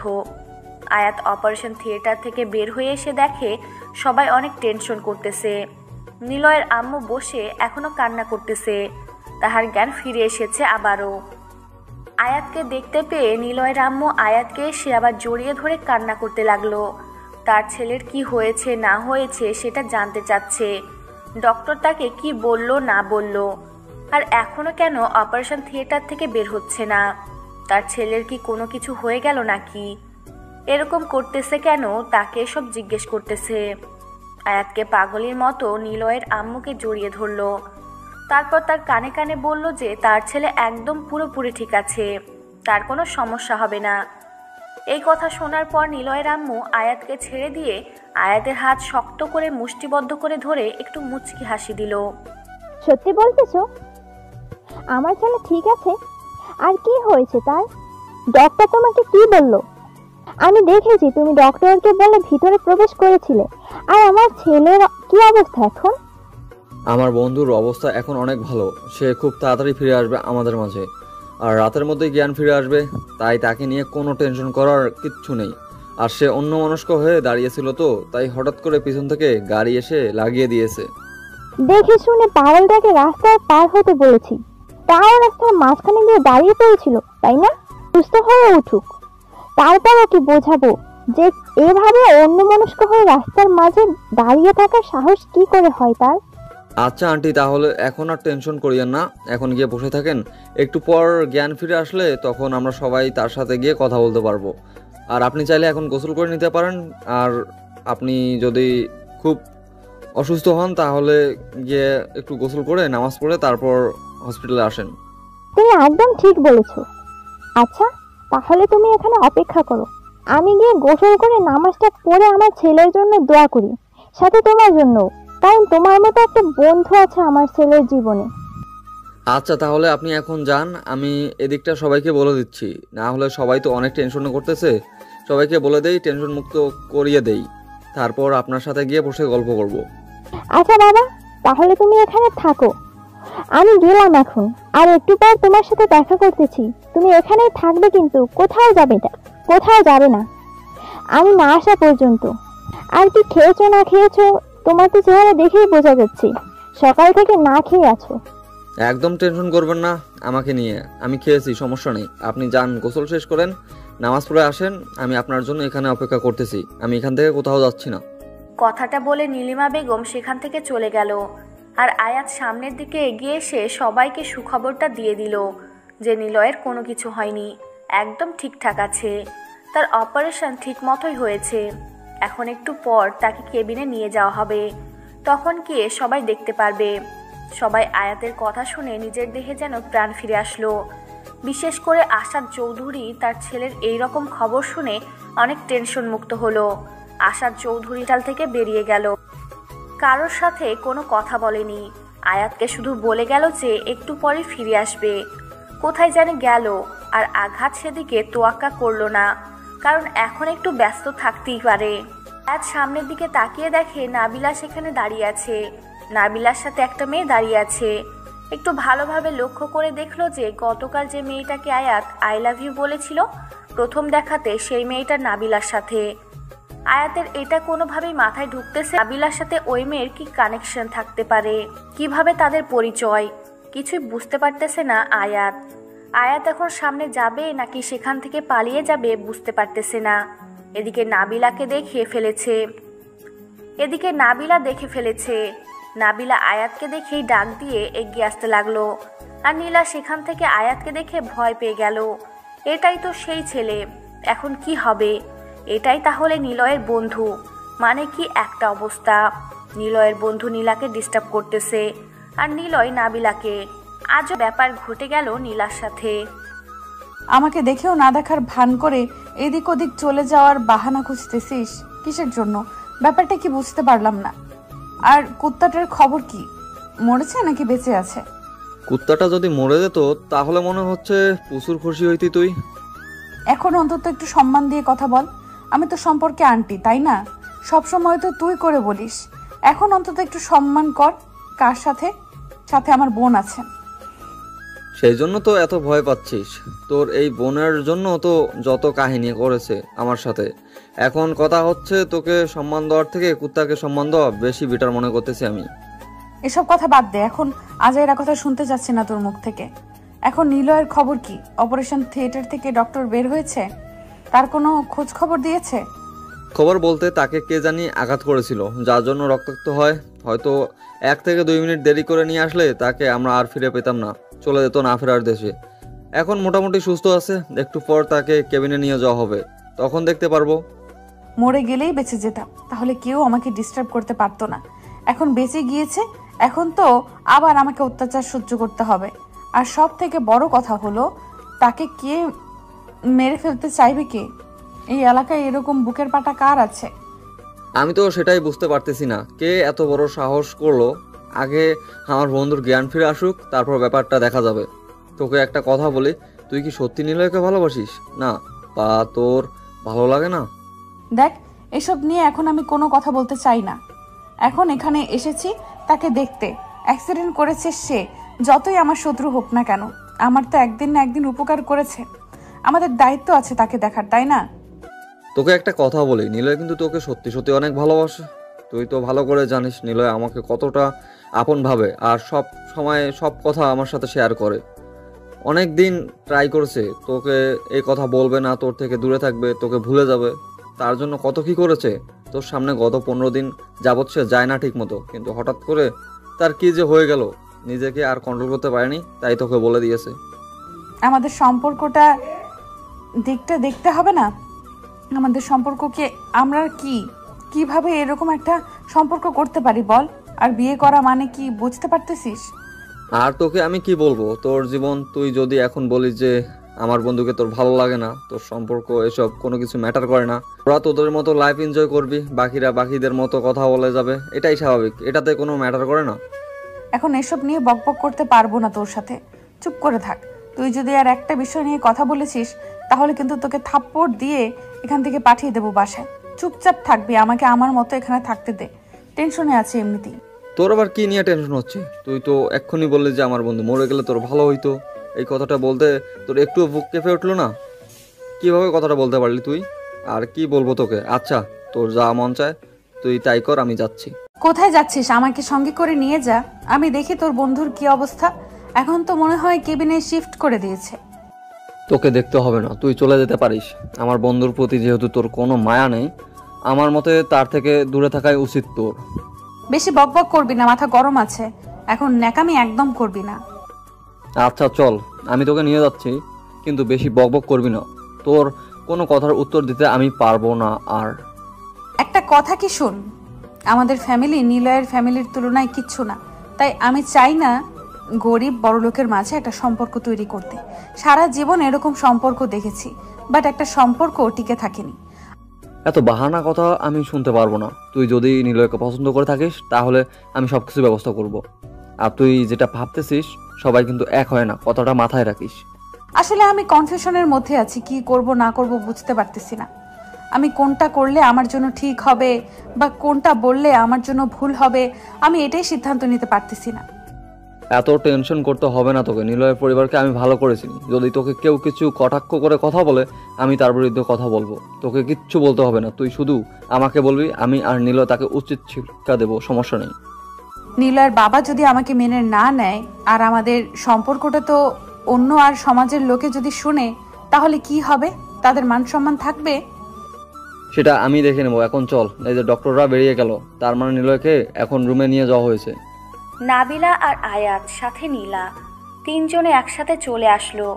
এসে দেখে রুমের ভেতর অনেক মানুষ জমা হয়েছে। তাই আয়াত ভেতরে চলে গেল না এখন, কারণ সবাই একটু আধটু কথা বলতেছে। ডক্টর এসে সবাইকে বের করে দিল। তারপর সবাই এক এক করে চলে গেল। একদম ফাঁকা হয়ে গেল। আয়াত রুমের ভেতর প্রবেশ করে দেখে নিল নিলয় আয়াতের দিকে তাকিয়ে আছে অন্যরকম চাহনি দিয়ে। আয়াত কিছু বলতে পারতেছে না নিলয়ের অবস্থা দেখে। আয়াতের যে কতটা মনের ভিতর কষ্ট লাগতেছে সে প্রকাশ করছে না, কিন্তু মনের ভিতর যেটা শুরু হয়ে গিয়েছে সেটা আয়াত বুঝতেছে। তারপর নিলয়ের সাথে আয়াত কোনো কথা না বলে নাবিলাকে ডাক দিল। নাবিলাকে সেখানে দেখে নিলয় অবাক হয়ে গেল। আমার সাথে কোনো কথা বলতে হবে না, আমি এখন বাইরে যাচ্ছি। নাবিলা এখানে এসেছে, তোরা দুজনে একসাথে কথা বলতে থাক। তোদের কোনো সমস্যা থাকলে মিটমাট করে নিতে পারিস। সুস্থ হলে তোদের বিয়েটা হচ্ছে, এখন বাকি সব কিছুতেই কথা বলে নিতে পারিস। কি আবোল তাবোল কথা বলছিস? মাথা ঠিক আছে তোর? কি উল্টোপাল্টা কথা বলতেছিস? একটা থাপ্পড় দেব জানিস? যা এখান থেকে।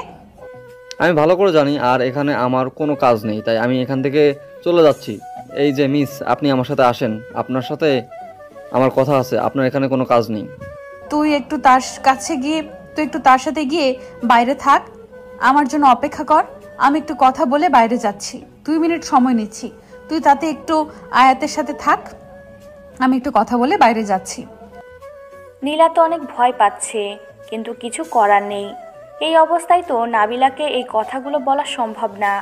আর নীলা ভয় পেলেও তাকে এখন আয়াতের সাথে যেতে হবে বাধ্যতামূলক। আয়াত একটা মুচকি হাসি দিয়ে নীলাকে নিয়ে বাইরে চলে গেল আর বাইরে থেকে দরজা লাগিয়ে দিল। আর নাবিলাকে বলল যেন দরজাটা লাগিয়ে দেয়, যাতে করে ডিস্টার্ব করতে না পারে তার জন্য। আর নাবিলা সেখানে বসে আছে চুপচাপ, আর নিলয়ের দিকে এক দৃষ্টিতে তাকিয়ে আছে। আর নিলয় নাবিলার দিকে এক দৃষ্টিতে তাকিয়ে আছে। কেউ কোনো কথা বলতেছে না, দুজনেই রোবট। নাবিলা তাকিয়ে থাকতে থাকতে হঠাৎ করে কান্না করে দিল, যেটার জন্য নিলয় মোটেও প্রস্তুত ছিল না। যে মেয়েটা তাকে সহ্য করতে পারে না সেই মেয়েটাকে কান্না করতেছে, ব্যাপার কি? এটা তো মোটেও ঠিক হচ্ছে না। নিলয় কি বলবে না বলবে ভেবে পাচ্ছে না। এখন সে উঠে এসে বসবে সেই শক্তিটাও নেই, তার শুয়ে থাকা ছাড়া উপায় নেই।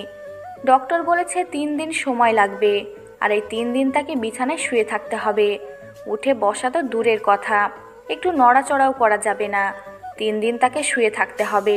তাই নিলয় নিজের ইচ্ছা থাকা সত্ত্বেও উঠে বসতে বা একটু নাবিলার কাছে যেতে পারল না। আরে আন্টি, আপনি কান্না করতেছেন যে, ব্যাপার কি? আপনার তো চোখে পানি মানায় না। তুই এভাবে কথা বলবি না আমার সাথে, কুত্তা।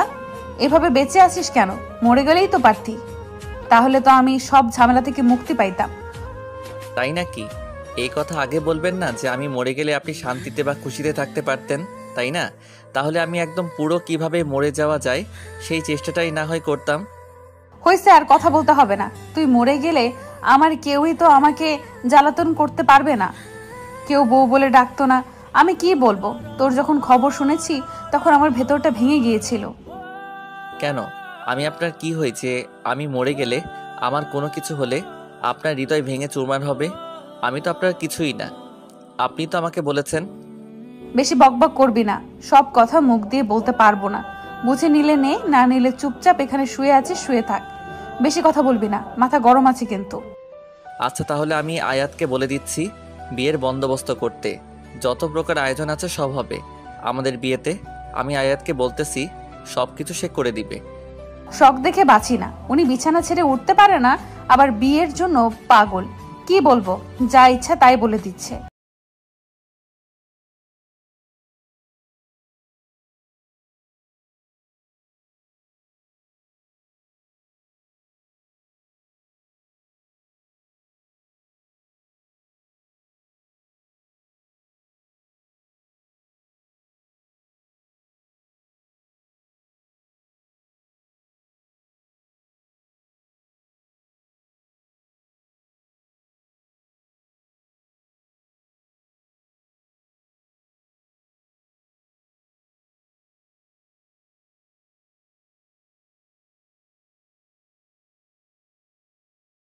বলতেছি না, শাসন করবে, আদর করবে, দুষ্টু মিষ্টি খুনসুটি করবে, সব হবে। কিন্তু যখন বিয়েটা হয়ে যাবে না, তখন বুঝতে পারবি যে আমি কি জিনিস। খুব তো আমাকে বিয়ে করার ইচ্ছা, তাই না? দেখা যাবে।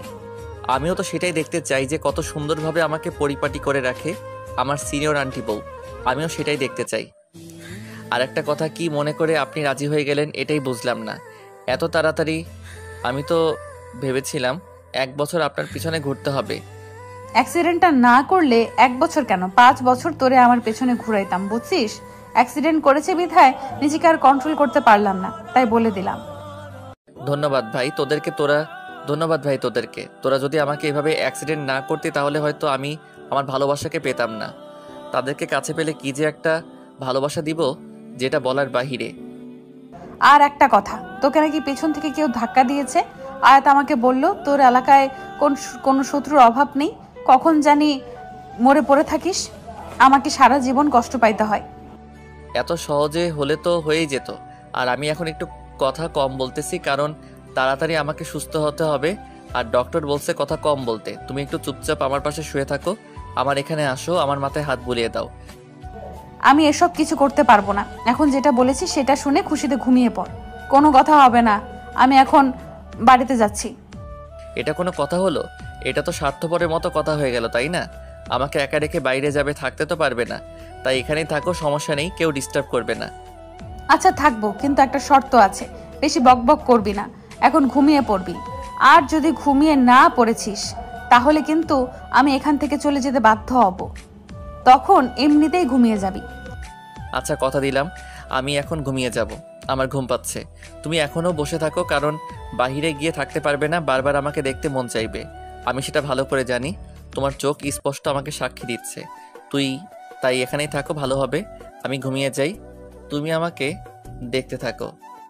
অনেক হয়েছে চাপা মারা, এখন শুয়ে থাক, বেশি বকবক করিস না। তোকে দেখতে হবে এমন কোনো কথা নেই। আমি এখন বাসায় যাইতাম, কিন্তু তুই রিকোয়েস্ট করতেছিস তার জন্য থেকে গেলাম। নিলয় আর কোনো কথা না বলে মুচকি একটা হাসি দিয়ে চোখ বন্ধ করে নিল। নাবিলা নিলয়ের মাথার কাছে গিয়ে বসে পড়ল আর নীরব দৃষ্টিতে দেখতে লাগলো যে ছেলেটা সারাক্ষণ এদিক ওদিক ছোটাছুটি করে বের হইতো। এলাকায় কোথাও কোনো ঝামেলা হলে সেখানে গিয়ে উপস্থিত হয়। আজকে সেই ছেলেটাই অসুস্থ হয়ে শুয়ে আছে। নাবিলা কখনো কল্পনাও করতে পারেনি যে আজকে সুস্থ সবল একটা মানুষকে সে সকালে দেখলো, দুপুরের পর তাকে হসপিটালে দেখতে হবে। নাবিলা শুধু একটা কথাই চিন্তা করতেছে, যদি তার কোনো শত্রু তৈরি হয় তাহলে তো তাকে সবসময় নিরাপত্তার মধ্যে থাকতে হবে। তাই নাবিলা রাজি হয়ে গেল যে ছেলেটার যাতে করে কোনো কিছু না হয়ে যায়, এজন্য বিয়ের জন্য রাজি হলো। নাবিলা নিলয়কে বিয়ে করার একটা উদ্দেশ্য আছে, সব সময় তাকে নিজের চোখের সামনে রাখবে। যেখানে যাবে দুজনে একসাথে যাবে, আর যাতে করে তার কেউ কোনো ক্ষতি না করতে পারে সেদিকটাই নাবিলা লক্ষ্য রাখবে। সব সময় তাকে বাড়িতে রাখার চেষ্টা করবে, না হলে অফিসে থাকবে। এরকম করে ঘোরাঘুরি করলে তখন যে কোনো একটা সময় একটা দুর্ঘটনা ঘটে যেতে পারে, আর এই দুর্ঘটনা চায় না নাবিলা। একটা দুর্ঘটনা ঘটে গেলে নাবিলা নিজেকে কখনো ক্ষমা করতে পারবে না, কারণ মনে মনে সে নিলয়কে পছন্দ করে।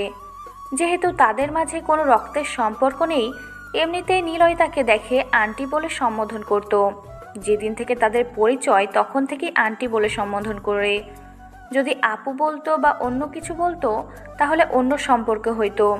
আন্টি বলেছে, তাই আন্টির সম্পর্ক তৈরি হয়ে গিয়েছে তাদের মধ্যে। এটা কোনো ফ্যাক্ট না। আমার উপর কি এখনো রাগ আছে? যদি রাগ থেকে থাকে তাহলে এখন বলতে পারেন। আচ্ছা, আমি আপনাকে একটা প্রশ্ন করতে পারি, যদি আপনি আমাকে অনুমতি দেন? কারণ আপনি আমার কাছে একটা অপরিচিত মানুষ, আমি আপনাকে চিনি না, তো আপনার কাছ থেকে পারমিশন নেওয়া এটা আমার কর্তব্য। আপনি তো একটা কথা জিজ্ঞেস করবেন, সেটার জন্য আবার অনুমতি নিতে হয়?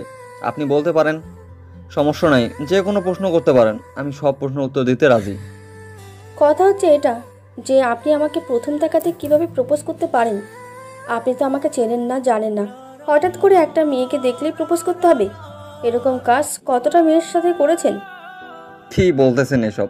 আপনি প্রথম ব্যক্তি যাকে আমি প্রথম দেখাতেই প্রপোজ করছি। এর আগে এমনিতেই মেয়ে দেখলে এমনিতেই দেখা করা বা কথা বলার চেষ্টা করতাম, বাট কখনো কথা বলা হয়নি। কিন্তু আপনাকে দেখে কেন জানি আমি নিজেকে কন্ট্রোল করতে পারিনি।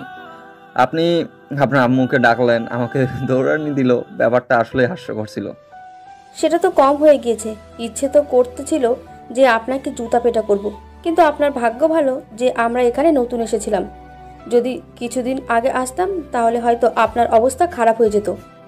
আপনার সাহসের প্রশংসা না করে পারতেছি না, আপনার সাহসের প্রশংসা করতেই হয়। সেটা তো হয়তো মোটামুটি করতে নাও পারতেন, তাহলে উল্টাপাল্টা কিছু হয়ে যেতে পারতো আপনার সাথে। এখন এই টপিক নিয়ে কথা বলতে ইচ্ছে করছে না। এখন নাবিলার নিলয় ভাইয়ার বিয়ের ব্যবস্থা করতে পারবেন কি আপনি? আমি যেটা বুঝলাম, নাবিলা নিলয় ভাইকে পছন্দ করে, কিন্তু তাদের সম্পর্কের জন্য নাবিলা আপু কনফিউশন আছে, কি করবে না করবে। সেটা নিয়ে আপনাকে টেনশন করতে হবে না, আমি বাকি সবার সাথে কথা বলে সব কিছু ঠিকঠাক করে রাখবো। নিলয় সুস্থ হলে তাদের বিয়ে দেওয়ার ব্যবস্থা করব। আর একটা কথা, আপনার কি কোনো বয়ফ্রেন্ড আছে বা কাউকে পছন্দ করেন বা কোনো বাগদত্তা আছে? না হলে আমি একটু ট্রাই করতাম আর কি। এসব করে কোনো লাভ হবে না, কারণ আমি আপনাকে পছন্দ করি না, আর আপনার মতো ভণ্ড বদমেজাজি ছেলেদের আমি মোটেও পছন্দ করি না, বুঝেছেন? আপনি ভালোবাসা দিয়ে সব কিছু ঠিক করে দিলেই তো, সেটা দায়িত্ব নিলেই তো হয়। এভাবে মাঝ রাস্তায় না করে দেওয়ার কি আছে? একটু সুযোগ দিলেই হয়তো পরিবর্তন হতেই পারি। কিছুদিন পর যেই লাউ সেই কদু হয়ে যাবে বলে লাভ নেই, তাই আমি আপনাকে কোনো পাত্তা দিচ্ছি না। এসব কথা থেকে বিরত থাকুন এবং এখন ওদেরকে নিয়ে টেনশন করেন। একটু ভেবে দেখেন কি করা যায় না যায়, এরকম মুখের ওপর তো কিছুই নাই। কথাগুলো একটু ভেবে দেখেন, আমার সম্পর্ক কি হতে পারে না? আমি কি এতটাও খারাপ? আমার বিষয়ে কি আপনি জানেন? এটাই তো সব থেকে বড় সমস্যা, আমি আপনার বিষয়ে কিছু জানি না, বুঝেছেন? এখন এসব নিয়ে কথা বলা বন্ধ করেন, মাথা ব্যথা করতেছে। আমি তো অনেক বকবক করছি আপুর সাথে তখন থেকে। আপনার যেটা ইচ্ছা সেটাই করেন, তাহলে আমি নিজেকে চুপ করে রাখতেছি। কারণ একজন মানুষকে যত বেশি প্রাধান্য দেওয়া হয় তখন সেই মানুষটাকে অপর মানুষটা তুচ্ছ মনে করে, এটাই বাস্তবতা। আচ্ছা শোনেন, একটা কথা বলি, আপনি আমার জন্য কি করতে পারবেন? মানে আপনার ক্ষমতার ভেতরে কি এমন আছে যেটা আপনি আমার জন্য করতে পারবেন বলেন। শুধু একবার বলে দেখেন, যদি আমার সাধ্যের মধ্যে হয় তাহলে আমি বলে দেবো যে আমি পারবো, সাধ্যের বাইরে হলে বলবো যে ঠিক আছে আপনি আপনার মতো থাকেন, আমি আমার মতোই থাকি। কারণ একজন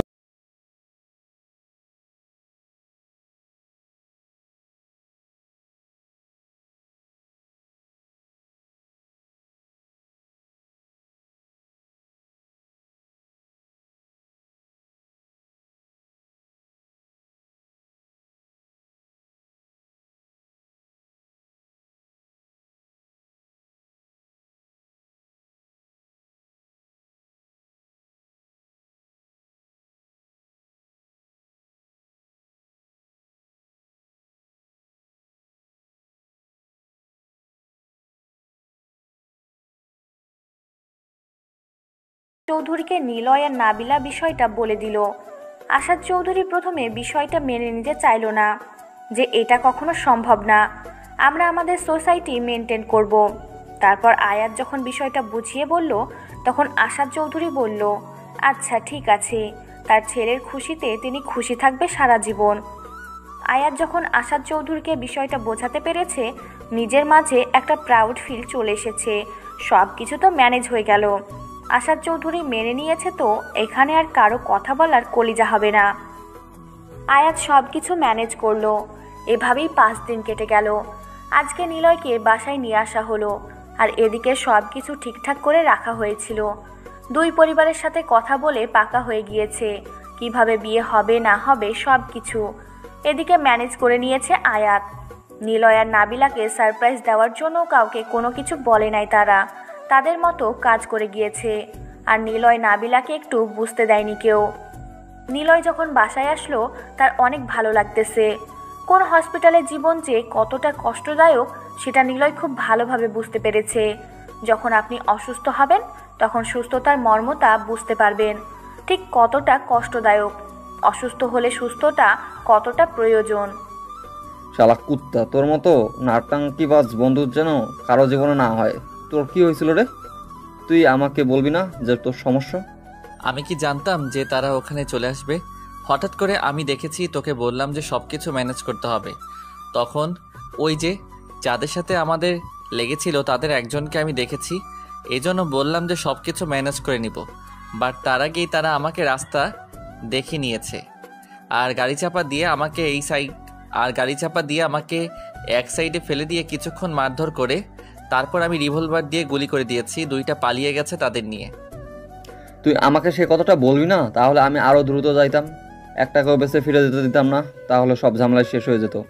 আজকে রাতে সবাইকে ডাক, মিশন শেষ করে আসি। তোকে এই কথাটাই বলতে চেয়েছিলাম যে শত্রুদের বাঁচিয়ে রাখলে আমরা কখনো ঠিক থাকতে পারবো না, যে কোনো সময় আমাদের উপর আক্রমণ করতে পারে। তাই আমি সব কিছুই আগে থেকে ম্যানেজ করেছি। সবাইকে বলে রেখেছি। আজকে বাসায় আসার পর ফোন দিয়ে গ্রুপে SMS দিয়েছিলাম। এখন তো সবাই ব্যস্ত হয়ে পড়েছে, এখন তো সবাই কাজে চলে গিয়েছে, সবাই স্বাভাবিক জীবনযাপন করতেছে। বাট হঠাৎ করে কি সবাই একত্রিত হবে? কি বলিস? আমি শুধু একবার বলেছি আমার উপর আক্রমণ হয়ে গিয়েছে, সবাই SMS দেওয়া শুরু করে দিয়েছে। সবাইকে বললাম আজকে রাতে মিশন আছে, সবাই রেডি থাকতে। সবাই বলেছে তাদের নাকি এখন আরও কয়েকজন করে ছেলে পেলে হয়েছে, তার মানে গ্যাং কত বড় হয়েছে বুঝতে পেরেছিস? সবগুলোকে আজকে নির্মূল করে দিয়ে আসবো। সাবধানে সব কাজ করতে হবে, বুঝছিস? কারণ আমি কোনো রিস্ক নিতে চাই না। এখানে কারো কোনো ক্ষতি হলে তার পরিবারের দায়ভার আমাদের উপর চলে আসবে। আমি আমাদের কোনো ছেলের ক্ষতি চাই না, শুধু এটা আগেও এখনও। তোরা দুজন এখানে কি গল্প করতেছিস? বাইরে সবাই তোদের কথা জিজ্ঞেস করতেছিল, আর তোরা দুজন এখানে বসে কি করিস? আমরা আমাদের এখানে কথা বলছি, তুই এখানে কি করিস সেটাই তো বুঝতে পারতেছি না। তোর তো এখানে থাকা কথা না, তুই না বাসায় চলে গেলি? বাসায় গিয়েছিলাম, আবার এখানে আসলাম কেন? আমার এখানে আসা নিষেধ নাকি? তুই এখন রুমের বাইরে যা, আমার কিছু কথা আছে নিলয়ের সাথে। এখনো বিয়েই হলো না তোদের, তার আগে আমাকে এখান থেকে তাড়িয়ে দিচ্ছিস? বিয়ে হলে মনে হয় না আমাকে এই রুমে আসা যাবে, আমি হয়তো নিঃস্ব হয়ে যাব। কতটা বলে আয়াত সেখান থেকে চলে গেল। নিলয় পিছন থেকে ডাক দিল। আয়াত বলতেছে, আমি একটুও মন খারাপ করিনি, শুধু মজা করেছি। আর নিলয় বলল, আচ্ছা একটু পর তোকে আমি ডাকবো, কি কথা আছে আগে শুনি, তারপর তোকে ডাকতেছি। আয়াত বলল, ঠিক আছে, আমি আন্টির কাছে যাই, তার সাথে আমার কিছু কথা আছে তো। আমি আবার কাজগুলো শেষ করি, তোরা দুজন আড্ডা দে। এই কথা বলে আয়াত চলে গেল। বাহির থেকে দরজা লাগিয়ে দিল। নাবিলা নিলয়ের কাছে বসে পড়ল। নিলয়ের একটু লজ্জা লাগতেছে, কেন জানি বুঝতে পারতেছে না। হঠাৎ এইভাবে দুজন মানুষ কেউ নেই, নাবিলা চুপচাপ আছে। সেটা দেখে নিলয় ভাবল যে কি কথা আছে, আর এখন চুপচাপ করে আছে বিষয়টা বুঝতে পারল না নিলয়। কি হলো, এখন চুপ করে আছো কিসের জন্য? বলো তোমার কি কথা আছে, আমি তোমার সব কথাই শুনতে চাই, সমস্যা নেই। কথা হচ্ছে যে আমাকে তুমি বিয়ে করবে আর আমি তোমাকে বিয়ে করব, কিন্তু কিছু শর্ত তোমাকে মেনে চলতে হবে। শর্তগুলো তুমি যদি না মেনে চলো তাহলে আমি তোমাকে বিয়ে করতে পারবো না। আচ্ছা যেহেতু ভালোবেসেছি তার মানে তোমার দেওয়া নিয়মগুলো মানতে আমার কষ্ট হবে না, সব কিছু মেনে নিতে পারবো। ভালোবাসার জন্য সব কিছু স্যাক্রিফাইস করা যায়, সমস্যা নেই।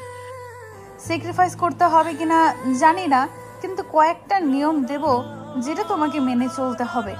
তার জন্য তুমি যদি স্যাক্রিফাইস করতে চাও করতে পারো, সমস্যা নেই, বাট আমার নিয়মগুলো তোমাকে মেনে চলতে হবে, না হলে আমি তোমার জীবনে থাকতে পারবো না। আচ্ছা বলো কি এমন কথা যেটা আমাকে মেনে চলতে হলে অনেক কষ্ট করতে হবে? আমি মেনে চলবো, কোনো সমস্যা হবে না, আমি মেনে চলতে পারবো। এখন তুমি বলো আমাকে কি কি করতে হবে। তেমন কিছু না, জাস্ট আমাকে না বলে বাইরে যাওয়া যাবে না, আর অতিরিক্ত বাইরে আড্ডা দেওয়া যাবে না। আর যেখানে যাবে এখন থেকে আমি তোমার সঙ্গে যাব, কারণ আমি তো অন্য কেউ না, তোমার জীবনের একটা অংশ, তাই না? আর আমাকে সঙ্গে করে নিয়ে যাওয়া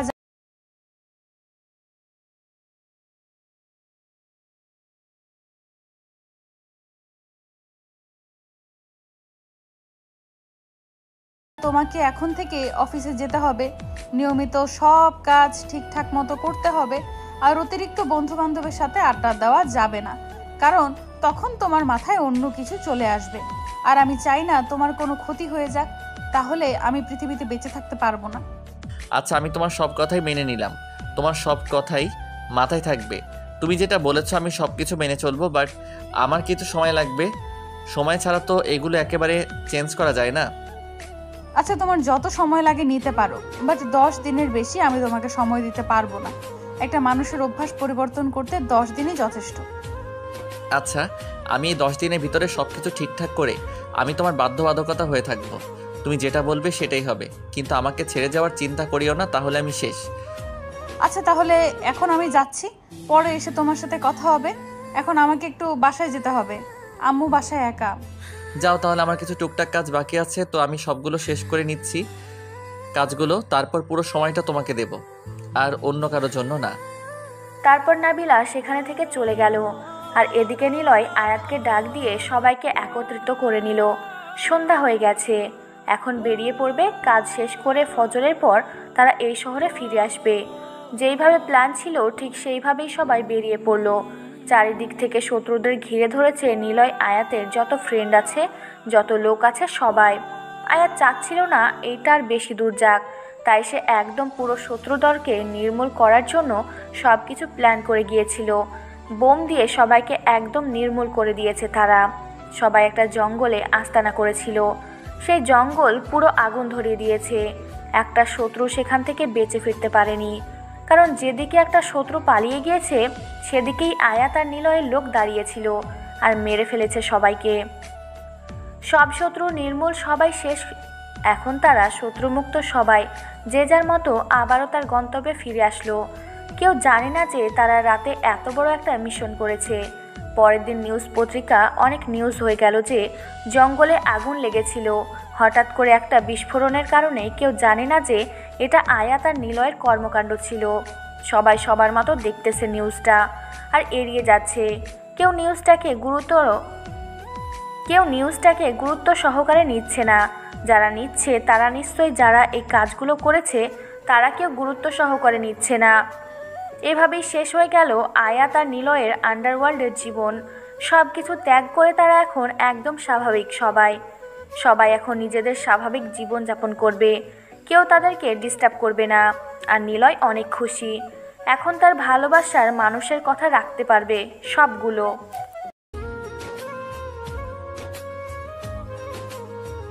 আজকে নিলয় আর নাবিলার বিয়ের সব আয়োজন ধুমধাম করে শুরু করে দিয়েছে। নাবিলার বাড়িতে নাবিলার কাজিনরা এসে ভরপুর, বিয়ের আনন্দ শুরু করে দিয়েছে।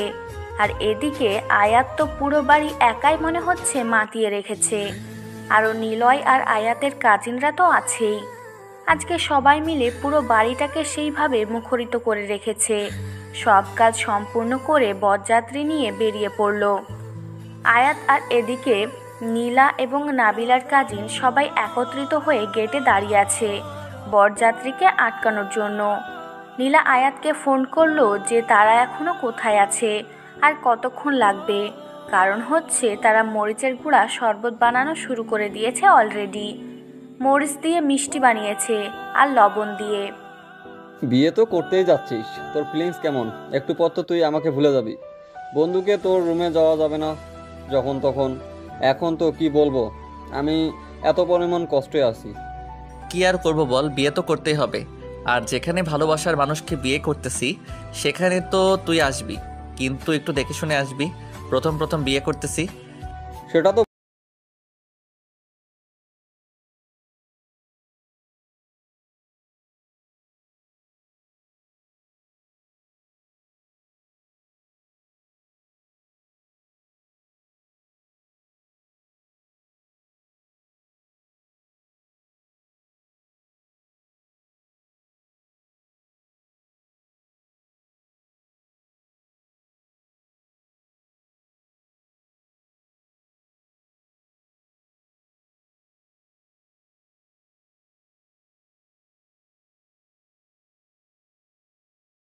না। তোর যা ইচ্ছা তাই করতে পারিস, সেখানে কেউ কথা বলবে না। সেটা তো তুই আগে সবাইকে বলে দিয়েছিস। আগে থেকে সব কিছু তো প্ল্যান আছে, তুই করতে থাক, সমস্যা নাই। আমি থাকতে তুই এসব নিয়ে টেনশন করিস? আচ্ছা চল, তোর বিয়েটা তাড়াতাড়ি শেষ করে ভাবিকে নিয়ে এখান থেকে চলে যাই। বাসর করবি, মধুর বাসর, আর আমি আমার মতো এনজয় করব বিয়ানদের সাথে। তুই তো একটা নিয়ে থাকবি, আমি 10টা নিয়ে থাকবো। হা হা। লুচ্চামি কম কর, এখন তাড়াতাড়ি সব ব্যবস্থা কর। বিয়ে তাড়াতাড়ি করতে হবে। আর মন মানতেছে না, কতক্ষণে আমি আমার পরিটাকে দেখতে পারবো। এখন সব কিছু তাড়াতাড়ি কর, কোনখানে যেন বেশিক্ষণ সময় নিতে না হয়। আহারে আমার বউ পাগল বন্ধু রে, বন্ধুকে ভুলে গিয়ে এখন বউকে আপন করে নিয়েছিস। এদিকে যে আমি কত কষ্টে আসি দেখতেছিস না, তাই তো? বন্ধু তুই আমাকে মাফ কর, এখন যা, তাড়াতাড়ি আমাকে এখান থেকে নিয়ে যাওয়ার ব্যবস্থা কর। আমি এখানে আর কতক্ষণ বসে থাকবো? সবাই তো নেমে যাচ্ছে, আমি কেন নামতে পারতেছি না? আমাকে কেউ নামাচ্ছে না কেন? আরে ছাগল, এত পরিমাণ পাগল হচ্ছিস কিসের জন্য বুঝি না। কন্যা বাড়ি থেকে লোক এসে তারপর তোকে গাড়ি থেকে নামাবে, আমরা কেন ডাকতে যাব? এটা একটা রীতিনীতি আছে না? তারপর নাবিলার বাসা থেকে কয়েকজন লোক এসে, মানে মুরব্বী লোক এসে নিলয়কে গাড়ি থেকে নামিয়ে নিল। তারপর নিলয়কে ধরে সেখানে গেল, আর আয়াতও নিলয়ের সাথেই আছে। তারপর গেটে গিয়ে দেখে নিলা আর অনেকগুলো মেয়ে। আয়াত কি বলবে, তার চোখ ঝলসে যাচ্ছে। এতগুলো সুন্দরী, ময়দা সুন্দরী, লবণ সুন্দরী, মরিচ সুন্দরী, সুন্দরীদের একাকার হয়ে গিয়েছে। কেউ বেশি কেউ কম লাগিয়েছে। কি বলবে আয়াত, কোনো কিছু খুঁজে পাচ্ছে না, চুপচাপ দাঁড়িয়ে পড়ল। নীলাকে দেখে তো আয়াতের অবস্থা শেষ, একদম পরীদের মতো লাগতেছে। হালকা মেকআপ করেছে, হালকা একটু সেজেছে, একটা শাড়ি পরেছে। বিশ্বাস করেন ভাই, আয়াতের অবস্থা একদম শেষ। আয়াত সামনে গিয়ে দাঁড়িয়ে পড়ল আর আয়াতের পিছনে নিলয়কে রাখলো, যাতে করে কোনো কিছু সহজে খাইয়ে দিতে না পারে। আপনারা এসব কি নাটক শুরু করেছেন বুঝতেছি না তো। এত নাটক করার কি আছে? বরযাত্রী নিয়ে এখান থেকে ঘুরে যাব নাকি? এবার আটকে রাখছেন কিসের জন্য? এটা একটা বিয়ের নীতি, আর সেই নীতি অবলম্বন করতেছি। আর আপনি এইভাবে কথা বলতেছেন কিসের জন্য বুঝতেছি না তো। আপনার সাহস তো কম না। আমাদের দুলাভাই কই? আমাদের দুলাভাইকে সামনে নিয়ে আসুন, আমরা তাকে মিষ্টি মুখ করাবো। এত সহজ হলে তো হয়ে যেত। আমি আগে সব কিছু ট্রাই করব, তারপর আমার বন্ধু খাবে, বুঝছেন আপনারা? আমি সব কিছু আগে খাবো, তারপর আমার বন্ধু খাবে, না হলে কোনো খাওয়া দাওয়া হবে না। আপনাদের কি চাওয়া পাওয়া আছে বলেন, আমরা পূরণ করতে পারলে করব, না পারলে আপনাদেরকে এখান থেকে তুলে নিয়ে যাবো। আমরা যদি আমাদের দুলাভাইকে খাওয়াতে না পারি, তাহলে আমরা আমাদের চাওয়া পাওয়া কেমনে চাইব? আপনি কি বুঝেও অবুঝের মতো ব্যবহার করতেছেন? আমাদের দুলাভাইকে তো আমাদের মিষ্টিমুখ করাতে হবে, আর তার জন্য আমরা শরবত বানিয়েছি। আমাকে কি পছন্দ হয় না? আমি আগে খাবো, তারপর আমার বন্ধু খাবে। আমি টেস্ট করব, তারপর সেখান থেকে আমার বন্ধু খাবে। ঝামেলা শেষ। আপনাদের বিশ্বাস নাই, সবগুলো লাল টকটক হয়ে আছে। এগুলো মরিচ ছাড়া কিচ্ছু না। আপনারা আগে খান, তারপর আমার বন্ধু খাবে। সমস্যা নেই আমাকে যদি খেতে না দেন। এত ঝগড়া করতে পারবো না আমরা। দুলাভাইকে চাই আপনি সামনে থেকে সরে দাঁড়ান। আপনার সাথে আমরা কথা বলতে চাই না। কি মেয়েরা, কি হচ্ছে এসব? সবাই চিল্লাচিল্লি শুরু করে দাও। আমাদের দাবি মানতে হবে, মানতে হবে, আমাদের দাবি মানতে হবে। সবাই অনেক জোরে জোরে চিল্লানি শুরু করে দিল। এবার মহাবিপদে পড়ে গেল আয়াত আর নিলয়। নিলয় পিছন থেকে আয়াতকে খোঁটা দিচ্ছে, যাতে করে সব ঝামেলা শেষ করে নেয়। আর মিষ্টিগুলো দেখে মনে হচ্ছে সবগুলো মরিচ দিয়ে ভরিয়ে রেখেছে। আর শরবতের কথা কি বলবে? এগুলো যদি এখন নিলয় খায় তাহলে তো বিয়ে করা দূরের কথা, এখান থেকে পালিয়ে যেতে হবে। আর এগুলো কোনোভাবেই যেন নিলয়কে খাওয়াতে না পারে, তার জন্য আয়াত একটা ফন্দি বের করলো। আয়াত হঠাৎ করে ধাম করে টেবিলের উপর পড়ে গেল আর নিজের জামা কাপড় নষ্ট করে ফেললো। আর সবাই এটা দেখে মনে করলো সিরিয়াসলি কিছু একটা হয়ে গেল। সবাই আয়াতকে ধরাধরি করে দাঁড় করিয়ে দিল। আমি এখন ঠিকঠাক আছি, আমার কিচ্ছু হয়নি, মাথাটা ঘুরতেছে তো তার জন্য। এখন বলেন, আপনাদের এসব নষ্ট করে ফেললাম, আপনাদের তো এখন ক্ষতিপূরণ দিতে হবে। কত টাকা দিতে হবে বলেন? বেশি না, 1,00,000 টাকা দিলেই হবে, তাতেই আমরা খুশি। আপনারা আমাদের হাতে 1,00,000 টাকা দেবেন, তারপর আমরা বরকে ভেতরে যেতে দেব। দেখেন, আমরা এতগুলো টাকা দিতে পারবো না, আমরা গরিব মানুষ। আমরা এখান থেকে চলে যাচ্ছি, পরে দেখবেন যে সকালে এমনিতেই মেয়ে আমাদের বাসায় চলে যাবে। আমরা তখন আমাদের বন্ধুর সাথে বিয়ে দিয়ে দেবো, তার ঝামেলা শেষ। এত ঝামেলা করতে পারবো না আমরা, এতগুলো টাকা দিতে পারবো না। এখন 10,000 টাকা দিচ্ছি, যদি নিতে চান নিতে পারেন, না চাইলে কালকে যখন আমাদের বাসায় মেয়ে যাবে তখন মেয়ের সাথে ছেলের বিয়ে দিয়ে দেবো। সব কিচ্ছা খতম। কিপটে দেখেছি, আপনার মতো কিপটে মানুষ আমি আমার জীবনে কখনো দেখিনি। আচ্ছা দেন, আমরা তাতেই রাজি আছি। কি আর করার, এত কিপটা মানুষ পরে আমার যেটা দরকার আমি সেটা উসুল করে নিতে পারবো, সমস্যা নেই। পরেরটা পরে দেখা যাবে, এখন ঝামেলা শেষ করেন, আমাদের ভিতরে যেতে দেন।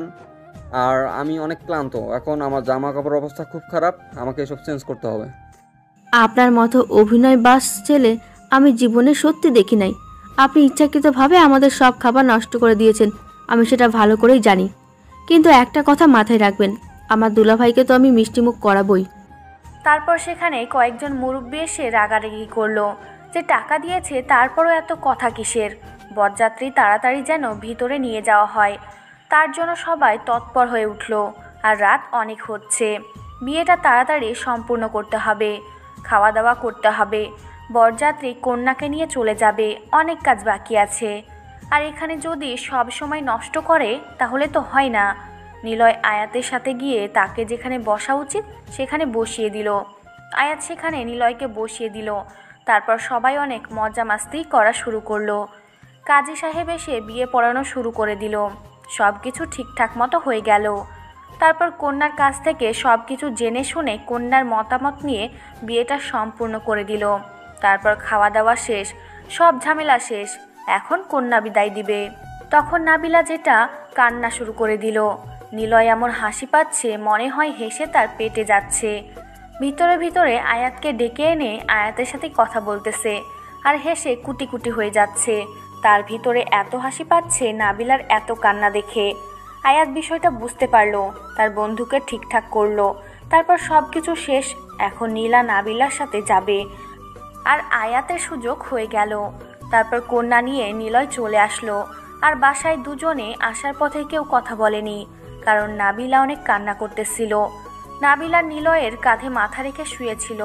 যখন নাবিলা নিলয়দের বাসায় পৌঁছে গেল, গাড়ি থেকে নেমে নিলয় নাবিলাকে কোলে তুলে নিল, যার জন্য মোটেও প্রস্তুত ছিল না নাবিলা। নাবিলা ভাবতেই পারেনি সবার সামনে এইভাবে নীল তাকে কোলে তুলে নিবে। নাবিলা অনেকবার নীলাকে বলতেছিল যে এখন যেন তাকে নামিয়ে দেয়, তার লজ্জা লাগতেছে। কিন্তু নিলয় নাবিলার কানে কানে বলল যে এটা এইবারের রীতিনীতি, এটা তাকে মানতে হবে। আর তার ইচ্ছা করছিল তার বউকে কোলে তুলে নেওয়ার জন্য, তাই সে নিয়েছে। সবাই হাততালি দিয়ে সংবর্ধনা জানাতে লাগলো তাদের নতুন দাম্পত্য জীবনকে। তাদের দাম্পত্য জীবন যেন সুখের হয়। সবাই অনেক সংবর্ধনা জানালো, সবাই গ্রহণ করে নিল নাবিলাকে এই বাসায়। আর নিলয়ের আম্মু তো আগে থেকেই গ্রহণ করে নিয়ে বসে আছে। আয়াত আর নীলা দুজনে নাবিলা আর নীলাকে বাসর ঘরে নিয়ে গিয়ে বাহির থেকে দরজা লাগিয়ে দিল আর তাদেরকে বলল যেন ভিতর থেকে দরজাটা লাগিয়ে দেয়। তারপর সেখান থেকে চলে আসলো। নিলয় নাবিলার লজ্জা ভাঙানোর জন্য নাবিলার ঘোমটা তুলে তার দিকে কিছুক্ষণ তাকিয়ে রইল আর নাবিলা নিলয়ের দিকে। সত্যি বলতে আজকে তোমাকে অসাধারণ লাগতেছে। এতদিন তোমার এই রূপ তো লুকায়িত ছিল, কিন্তু আজকে সেটা প্রকাশ পেয়েছে। সত্যি বলতেছি, এত সুন্দর লাগতেছে, ইচ্ছে করতেছে তোমাকে খেয়ে ফেলি। দেরি করতেছি কিসের জন্য? খেয়ে ফেলো, সমস্যা নাই। আমি তো বাধা করতেছি না, আমাকে খেয়েই ফেলো। কিন্তু একটা কথা বুঝলাম না, সেটা হচ্ছে তুমি এত কান্না করলে কিসের জন্য? আমি তো এটাই বুঝলাম না। আমি তো তখন জানো কি পরিমাণ হেসেছি। আয়াতকে জিজ্ঞাসা করে দেখিও, বিশ্বাস করো এটার জন্য প্রস্তুত ছিলাম না যে তুমি এভাবে কান্না করবে। তুমি যদি একটা মেয়ে মানুষ হতেই তাহলে বুঝতে পারতে যে আমি কেন কান্না করতেছি। তাদের সাথে আমার সম্পর্ক জন্ম থেকে, আর তাদেরকে ছেড়ে আসতে কান্না হবে না? কষ্ট হবে না? সেটা অবশ্য ঠিক বলেছ। আচ্ছা, এখন কি করবে? এই অবস্থায় থাকবে নাকি তোমার যদি খারাপ লাগে তাহলে কিন্তু গোসল করে ফ্রেশ হয়ে নিতে পারো, তারপর না হয় রোমান্স শুরু করব। আজকের পরে থাকবো। আজকে এভাবেই সব কিছু হবে, কারণ নিজের একটা ইচ্ছা থাকা উচিত। সব ইচ্ছা তো পূরণ করার একটা মন মানসিকতা থাকা উচিত। আমারও কিছু ইচ্ছা আছে, আমি সেগুলো পূরণ করব আজকে। তোমাকে বাধা করেছে কে? শুরু করে দাও, আমি তো তোমার জন্য প্রস্তুত। দেখো, এখন আমরা নামাজ পড়ব দুজনে, তারপর আল্লাহর কাছে আমাদের নতুন দাম্পত্য জীবনের জন্য দোয়া করব। আমরা যেন সারা জীবন সুখে শান্তিতে থাকতে পারি। হাসি, কান্না, দুঃখ, কষ্টের সব সময় যেন একে অন্যের পাশে থাকতে পারি। আমরা আল্লাহর কাছে চাইব। নিলয় আর নাবিলাকে কিছু বলল না। নাবিলার ইচ্ছাটা হাসি মুখে মেনে নিল। তারপর দুজনে অজু করে এসে নামাজ পড়ে দুজনে আল্লাহর কাছে তাদের মনের ইচ্ছাগুলো পূরণ করার জন্য দোয়া করলো। আল্লাহ তাআলা যেন তাদের সব মনের ইচ্ছাগুলো পূরণ করে দেয়, তাদের দাম্পত্য জীবন যেন সুখের হয়। আজকে থেকে একটা হালাল পবিত্র সম্পর্ক আবদ্ধ হলো। তাদের সম্পর্কটা যেন সারা জীবন হয় একে অন্যের দেহে যতদিন প্রাণ আছে, তারা যেন ততদিন একে অন্যের সাথে থাকতে পারে। নামাজ শেষ করে নিলয় নাবিলাকে কোলে তুলে নিয়ে বিছানার উপর শুয়ে দিল। তারপর নাবিলার উপর নিলয় শুয়ে পড়ল। নাবিলার লজ্জা লাগতেছিল, তাই সে চোখ বন্ধ করে নিলয়ের স্পর্শ অনুভব করতে লাগলো। নিলয় তার বউকে নিজের ইচ্ছা মতো আদর করতে লাগলো, তাদের ভালোবাসার বহিঃপ্রকাশ করতে লাগলো। নিলয় নাবিলার ঠোঁটে ঠোঁট লাগিয়ে কিস করতেছে, একজন অন্যজনকে ভালো মতো ফিল করতেছে। তাদের ভালোবাসার যেন গভীর হয়ে উঠল, যে ভালোবাসার শেষ সীমানা বলতে কিছু নেই। তারা একে অন্যকে এতটা কাছে নিয়েছে যেটা বলার বাহিরে। তারা তাদের মাঝে কোনো দেওয়াল বা কোনো কাপড়ের বাধা বিপত্তি নেই। তারা এখন একে অন্যকে ভালোবাসতে ব্যস্ত। হঠাৎ করে নাবিলা নিলয়কে ধাক্কা দিয়ে নিচে নামিয়ে দিল। নাবিলা নিলয়ের উপর উঠে নিলয়কে আদর করতে লাগলো, ঠোঁটে ঠোঁট লাগিয়ে। তারপর একে অন্যকে আবার আদর করা শুরু করে দিল, যেটা এখন বলা যাবে না। এটা একটা লজ্জার বিষয়। আপনারা বিয়ে করেন, তারপর না হয় শুনে নিয়েন, বা আপনারা যখন করবেন তখন ঝামেলা শেষ। আমি চাই সারা জীবন আমাদের ভালোবাসাটা আজকে যেমন থাকলো, প্রতিটা রাত প্রতিটা দিন আমাদের ভালোবাসাটা এইভাবেই যেন থাকে। প্রতিটা সময় আমাদের ভালোবাসা যেন বৃদ্ধি পায়, কমে যেন না যায়। আমাদের যত ভুল থাকবে, যত রাগ অভিমান থাকবে, সেটা বহিঃপ্রকাশ হবে, কিন্তু কখনো একে অন্যকে ছেড়ে যাওয়ার কথা যেন কল্পনা করতে না পারি আমরা দুজন। ইনশাল্লাহ আমি আমার দিক থেকে ট্রাই করব। আমি সারা জীবন তোমার আসক্তি হয়ে থাকতে চাই, আর তোমাতে আসক্ত হয়ে আমি সারা জীবন পার করতে চাই। ভালোবাসি, অনেক ভালোবাসি। যে ভালোবাসা প্রকাশ করতে হয় হয়তো সময় লাগবে। এতটা ভালোবাসি যে ভালোবাসা সারা জীবন ফুরিয়ে যাবে না। আমিও ভালোবাসি আমার কিউট জুনিয়র ছোট্ট ভাতিজা নামক সেই হাজবেন্ডকে। ভালোবাসি, এখন তাকে এতটা ভালোবাসি যে নিজের দেহের একটা অংশ মনে করি। আমিও আমার আন্টিকে, মানে আন্টিকে বলতে অচেনা আন্টি, কারণ আপনাকে তো আমি চিনতাম না আগে। হঠাৎ করে আপনাকে দেখে আন্টি বলে সম্বোধন করেছি। আপু ডাকলে তো কি বলবেন যে পটানোর চেষ্টা করেছি, তাই আন্টি বলে সম্বোধন করেছি। আর প্রথম দেখাতেই ক্রাশ খেয়েছি, পরে নিজেকে কন্ট্রোল করতে পারিনি। এখানে কি তোমার ভালোবাসা শেষ? আমার তো ইচ্ছা করতেছে আরেকবার তোমার সাথে